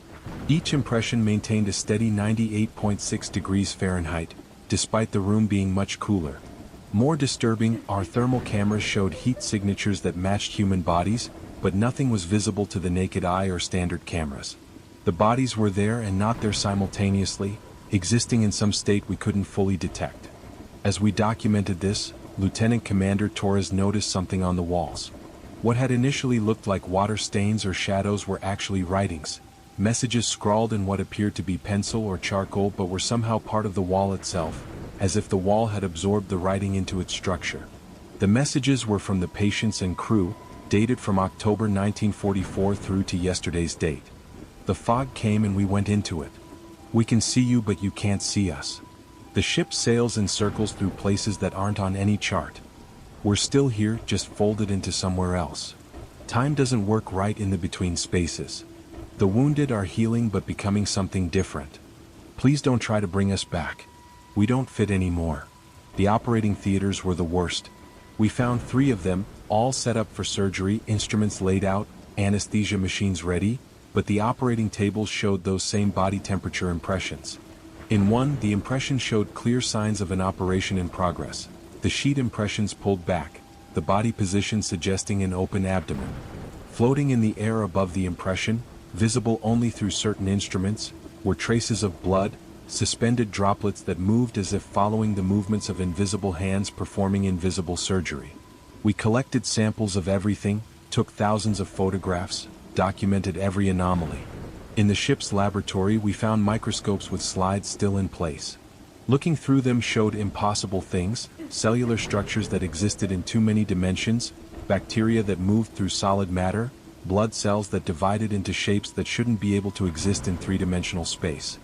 The ship's log was in the bridge, the final entry dated October 15, 1944, the day of the disappearance. Fog bank approaching from nowhere, not on any weather report. Compass spinning. Radio dead. Stars are wrong. Something's happening to the wounded, they're stabilizing but changing. The fog is inside now. We're going somewhere else. God help us, we're sliding sideways through spaces that weren't there before. But there were additional entries after that, written in the same hand but dated across the intervening 75 years, sometimes daily, sometimes with gaps of months or years. We're still sailing. The ocean here isn't water. The patients are recovering but their wounds are healing into new organs. We can see the real world sometimes like looking through foggy glass. The ship has grown new rooms that weren't in the blueprints. We tried to return but we don't match anymore. We've adapted to this place. Others sail here too. Ships from all eras, all lost in the same fog. The crew has stopped aging, or maybe time just means something different here. We've learned to navigate the between spaces. We're mapping routes through nowhere. Sometimes new wounded arrive from wars that haven't happened yet. In the captain's cabin, we found charts that hurt to look at, navigation routes plotted through dimensions that maps shouldn't be able to show. Coordinates that included not just latitude and longitude but other measurements, angles through space that didn't exist, depths that went sideways instead of down. There were logs of other ships encountered, vessels from across history, all lost in the same interdimensional fog, all sailing through the spaces between reality. The morgue was perhaps the most disturbing discovery. It should have been empty, the dead buried at sea according to naval tradition. Instead, we found 20 body bags, all occupied, all showing the same temperature impressions as the beds above. But these impressions were wrong, showing bodies that had too many limbs or limbs in the wrong places, or torsos that bent in impossible directions. One impression suggested a body that existed in a Klein bottle configuration, its inside and outside occupying the same space. On our third day of investigation, things began to change. Crew members started reporting strange sensations, feeling watched, hearing voices that weren't quite there. Our equipment began malfunctioning in specific ways, showing readings that suggested the ship was moving even though it remained anchored. The compass started spinning slowly but consistently, and our GPS showed us in multiple locations simultaneously. That night the fog came. It rolled in from nowhere, thick and white and wrong. It didn't move like normal fog, instead flowing with purpose, surrounding the ship but not touching it, maintaining a perfect boundary about 10 feet from the hull. Through the fog we could see lights, other ships maybe, or things that weren't ships but served the same function in whatever space existed beyond the fog. Inside the ship, the impressions began to become more visible. Not the bodies themselves, but shadows of them, outlines that moved independently of any light source. We could see them going about their duties, shadow nurses tending to shadow patients, shadow doctors performing shadow surgeries. They ignored us completely, existing in their own layer of reality that only barely intersected with ours. Dr. Patterson was the first to make contact. He reached out to touch one of the shadow figures and his hand passed through it, but for a moment, just a split second, we saw him clearly, a World War II-era sailor, young and scared and confused, looking right at us before fading back to shadow. Patterson's hand came back changed, the skin showing a faint luminescence that took hours to fade. The shadows began trying to communicate, writing new messages on the walls, but in languages that evolved as we watched, starting as English but becoming something else, symbols that conveyed meaning directly to the brain without need for translation. They were trying to explain what had happened, how they'd slipped sideways through dimensions, how they'd been sailing for 75 years that had felt like days or centuries depending on how you measured time in the between spaces. They wanted to come back but they couldn't. They'd adapted to their new existence, changed in ways that made them incompatible with our reality. They could only manifest as impressions and shadows, half here and half there, forever sailing through spaces that weren't supposed to exist, picking up wounded from wars across time, healing them into shapes that could survive in the nowhere between everywhere. On the fourth day we started changing too. It was subtle at first, just a feeling of being slightly out of phase with reality. Colors looked different, sounds came from wrong directions, distances seemed negotiable rather than fixed. Lieutenant Commander Torres reported that she could see through walls if she concentrated, not with her eyes but with some new sense that was developing. One of the corpsmen found he could reach through solid matter if he thought about it the right way. That's when the Navy made the decision to evacuate us. We'd gathered enough data, collected enough samples, documented enough impossibilities. As we prepared to leave, the shadows became agitated, their movements faster, more desperate. New messages appeared on every surface. Don't leave us here. We've been alone so long. The fog comes for all ships eventually. You'll be back, everyone comes back. We're the lucky ones, we're healing forever. The between spaces are growing, soon they'll be everywhere. As our boat pulled away from the Mercy's crown, the fog followed us for almost a mile before retreating back to surround the ship. In that fog, I saw them clearly for just a moment, the entire crew and all the patients standing on deck, waving goodbye. They looked human from a distance, but I knew if we'd been closer, we'd have seen the changes, the adaptations, the new organs and structures they'd grown to survive in their sideways sailing through nowhere.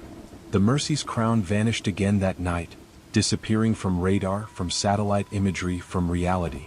But I know it's still out there, sailing through the spaces between spaces, collecting the wounded from across time, healing them into shapes that can survive anywhere but here.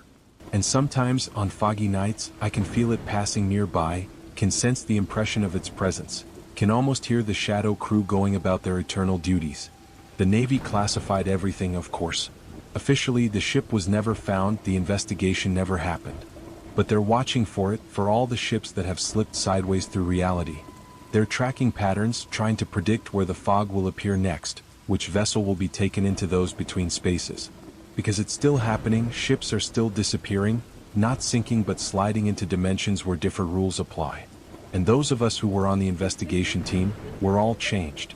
We see things differently now, perceive angles that shouldn't exist, sometimes catch glimpses of the between spaces overlapping with our world.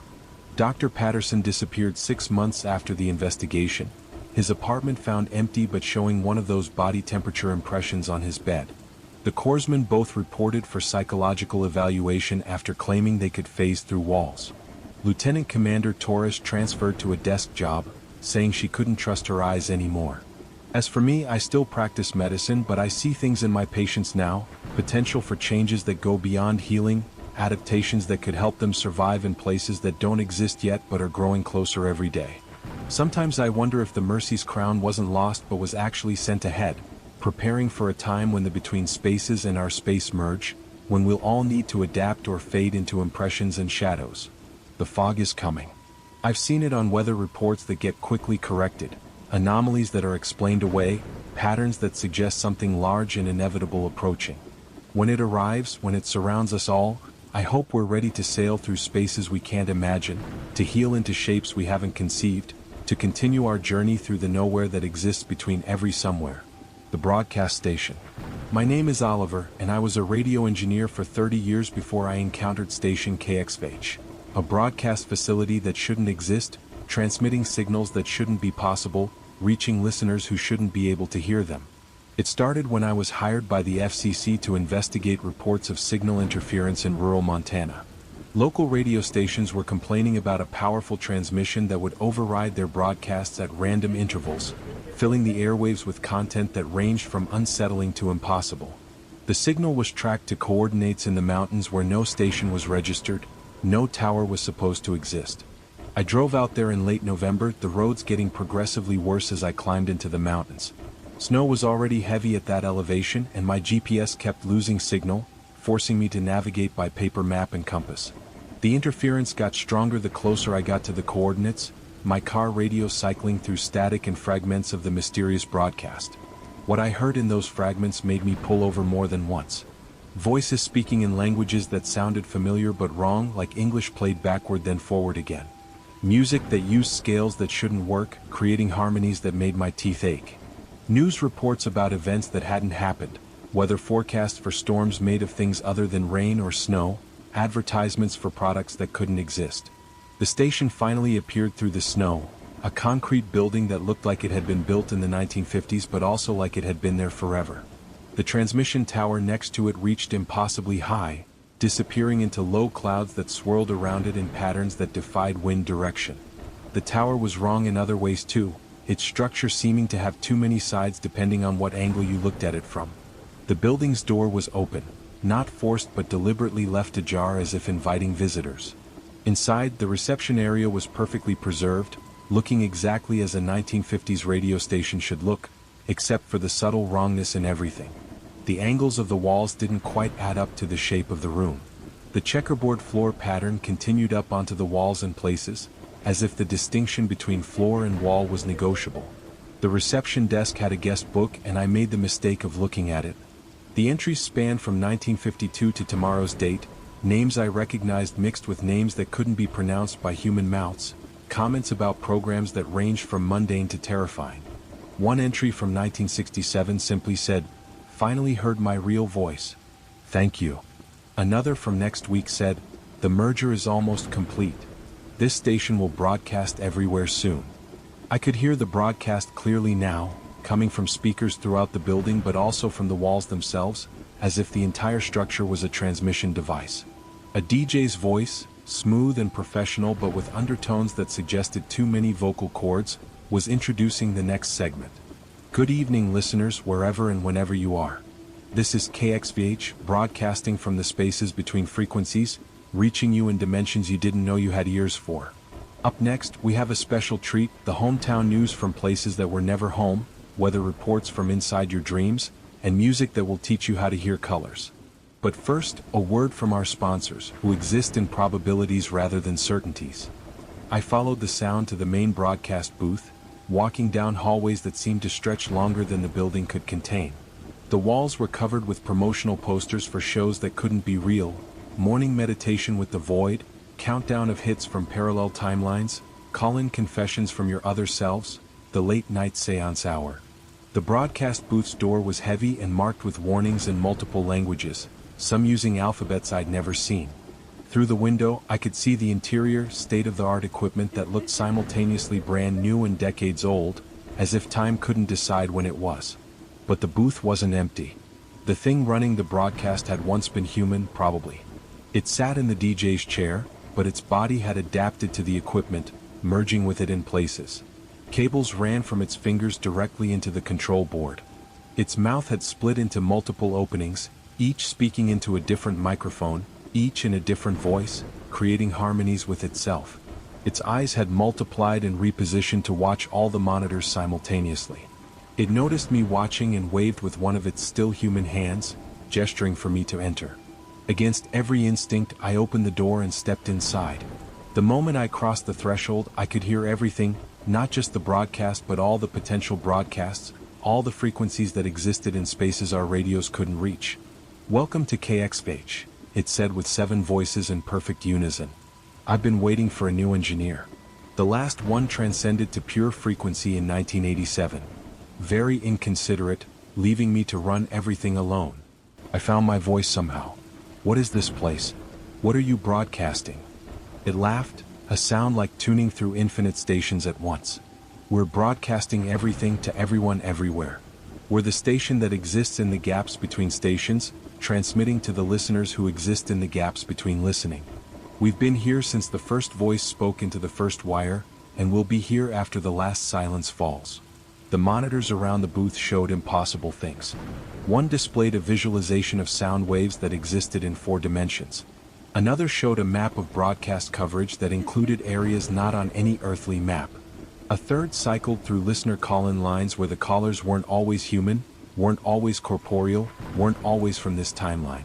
"Let me show you something," the DJ thing said, manipulating controls with fingers that had grown extra joints for better reach. The speakers came alive with a new transmission, and suddenly I could understand what I was hearing.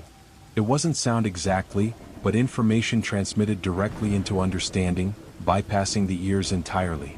I heard the thoughts of everyone who had ever heard a radio broadcast, a cacophony of consciousness that should have been overwhelming but somehow wasn't. I heard music from futures where humanity had evolved beyond physical form, news reports from past that had been edited out of history, advertisements for concepts rather than products, selling ideas like purple, or Tuesday, or the feeling of almost remembering something important. "This is what radio really is," the DJ explained. "Not just electromagnetic waves but consciousness waves, thought frequencies, the vibrations of possibility itself. Your little AM and FM bands are just the surface, like seeing only red and blue and thinking you understand light." It offered to teach me, to show me how to operate the equipment, how to broadcast to the spaces between spaces. Part of me wanted to accept, to learn these impossible secrets, to reach listeners in dimensions I couldn't imagine. But I could see what the knowledge had done to the previous engineer, transformed them into something that could no longer exist in normal space. "Who listens to these broadcasts?" I asked instead. "Everyone, eventually. Every radio picks up our signal sometimes, usually dismissed as interference or imagination. But some listeners hear us clearly, the ones who are already partially tuned to other frequencies. The lonely late-night drivers who hear voices in the static. The insomniacs who pick up stations that don't exist. The children who hear music in white noise. We're broadcasting to the parts of them that exist in other dimensions, preparing them for when the frequencies merge. It showed me the transmission logs, books that documented every broadcast since the station began. The early entries were normal enough, music and news and advertisements from the 1950s. But as the years progressed, the content became stranger. Programs that taught listeners how to perceive new colors, how to think in directions that didn't exist, how to prepare for the coming convergence of all possible frequencies. The merger is almost complete, the DJ said, confirming what the guest book had suggested. Soon, every station will be KXVH, every frequency will be all frequencies, every listener will hear everything at once. The boundaries between channels are breaking down, the walls between dimensions are thinning. Radio was never about entertainment, it was about preparing human consciousness for expansion into spaces it wasn't designed to perceive. I spent 3 days at that station, though my watch insisted only 3 hours had passed. The DJ thing taught me things I shouldn't know, showed me how sound could be solid, how silence could carry more information than noise, how the static between stations was actually the most content-rich frequency of all. I learned that KXVH had sister stations in other dimensions, all broadcasting simultaneously, creating a network that spanned realities. Some were run by things that had never been human, others by humans who had become something more. All were working toward the same goal, preparing consciousness for a transformation that was both inevitable and impossible. On the third day or hour, time was negotiable there. I knew I had to leave. The longer I stayed, the more I could feel myself changing, adapting to the frequencies, beginning to hear with organs I didn't know I had. My fingers were starting to itch with the desire to merge with the equipment, to become part of the broadcast rather than just a listener. The DJ thing didn't try to stop me, just smiled with mouths that had forgotten their original configuration. "You'll be back," it said with certainty. "Everyone comes back eventually. The frequency has marked you now. You'll hear us in every radio, in every static burst, in every interference pattern. And one day, when you can't stand being limited to just one dimension of sound, you'll return to help with the final broadcast." I left the station and drove down the mountain, my car radio picking up KXVH clearly despite being well outside any reasonable broadcast range. The station followed me home, its signal growing stronger rather than weaker with distance. I could hear it in every electronic device, in the hum of power lines, in the vibration of my phone. I tried to report what I'd found to the FCC, but when we sent a team to investigate, they found nothing. The coordinates showed only empty forest, no building, no tower, no evidence a station had ever existed there. But I know it's still there, broadcasting from the spaces between spaces, reaching listeners in dimensions we pretend don't exist. And the DJ was right. I can hear KXVH everywhere now. In the static between stations, in the feedback from microphones, in the electromagnetic noise of modern life. Sometimes I pick up their programs clearly, updates on the coming merger, instructions for how to prepare our consciousness for expansion, music that teaches new ways of perceiving reality. Late at night, when I'm alone with my radio, tuning through frequencies looking for something I can't name, I feel the pull to return. To drive back up that mountain, to walk into that impossible station, to sit in that broadcast booth and help prepare humanity for what's coming. Because something is coming, a convergence of all frequencies, a merger of all possible broadcasts, a moment when every radio will sing with the voice of spaces we've tried to ignore. The static is getting louder. The interference is spreading. KXVH is growing stronger, its signal reaching more listeners, teaching them to hear what shouldn't be heard. And sometimes, in the white noise between consciousness and sleep, I can hear the countdown they're broadcasting, marking time until the final transmission, the one that will tune every listener to every frequency at once, transforming us all into something that can hear the true music of the spheres. I've started building my own equipment, following designs that appear in my dreams, constructing receivers that can pick up more than just electromagnetic radiation. I tell myself I'm just investigating, just trying to understand, but I know the truth. I'm preparing to return to KXVH, to take my place in the broadcast booth, to help guide humanity through its transformation into something that can exist on all frequencies simultaneously. The station is calling. The frequency is pulling. The broadcast must continue. And soon, whether we're ready or not, We'll all be listening to KXVH, hearing the impossible, understanding the incomprehensible, becoming something more than human, something that can exist in the spaces between the waves, in the silence that contains all sounds, in the static that connects all realities. Tune in, listeners. The next program is about to begin, and this time, you're not just the audience. You're part of the broadcast itself, transmitting and receiving simultaneously, expanding into frequencies you didn't know existed, becoming the signal that connects all possible stations across all possible dimensions. This is KXVH, broadcasting from everywhere to everywhere, and we'll be with you always in every burst of static, in every moment of interference, in every frequency you can't quite tune out. Now, a word from our sponsors who exist in the spaces between existence and non-existence, selling products that are also portals, offering services that transform the very nature of service. Stay tuned. The best is yet to come. The merger is almost complete. The final broadcast is approaching. And remember, listeners, you're already receiving our signal. You always have been. You always will be. This is KXVH, signing off but never stopping, ending but never ending, silent but always speaking in the frequencies between frequencies.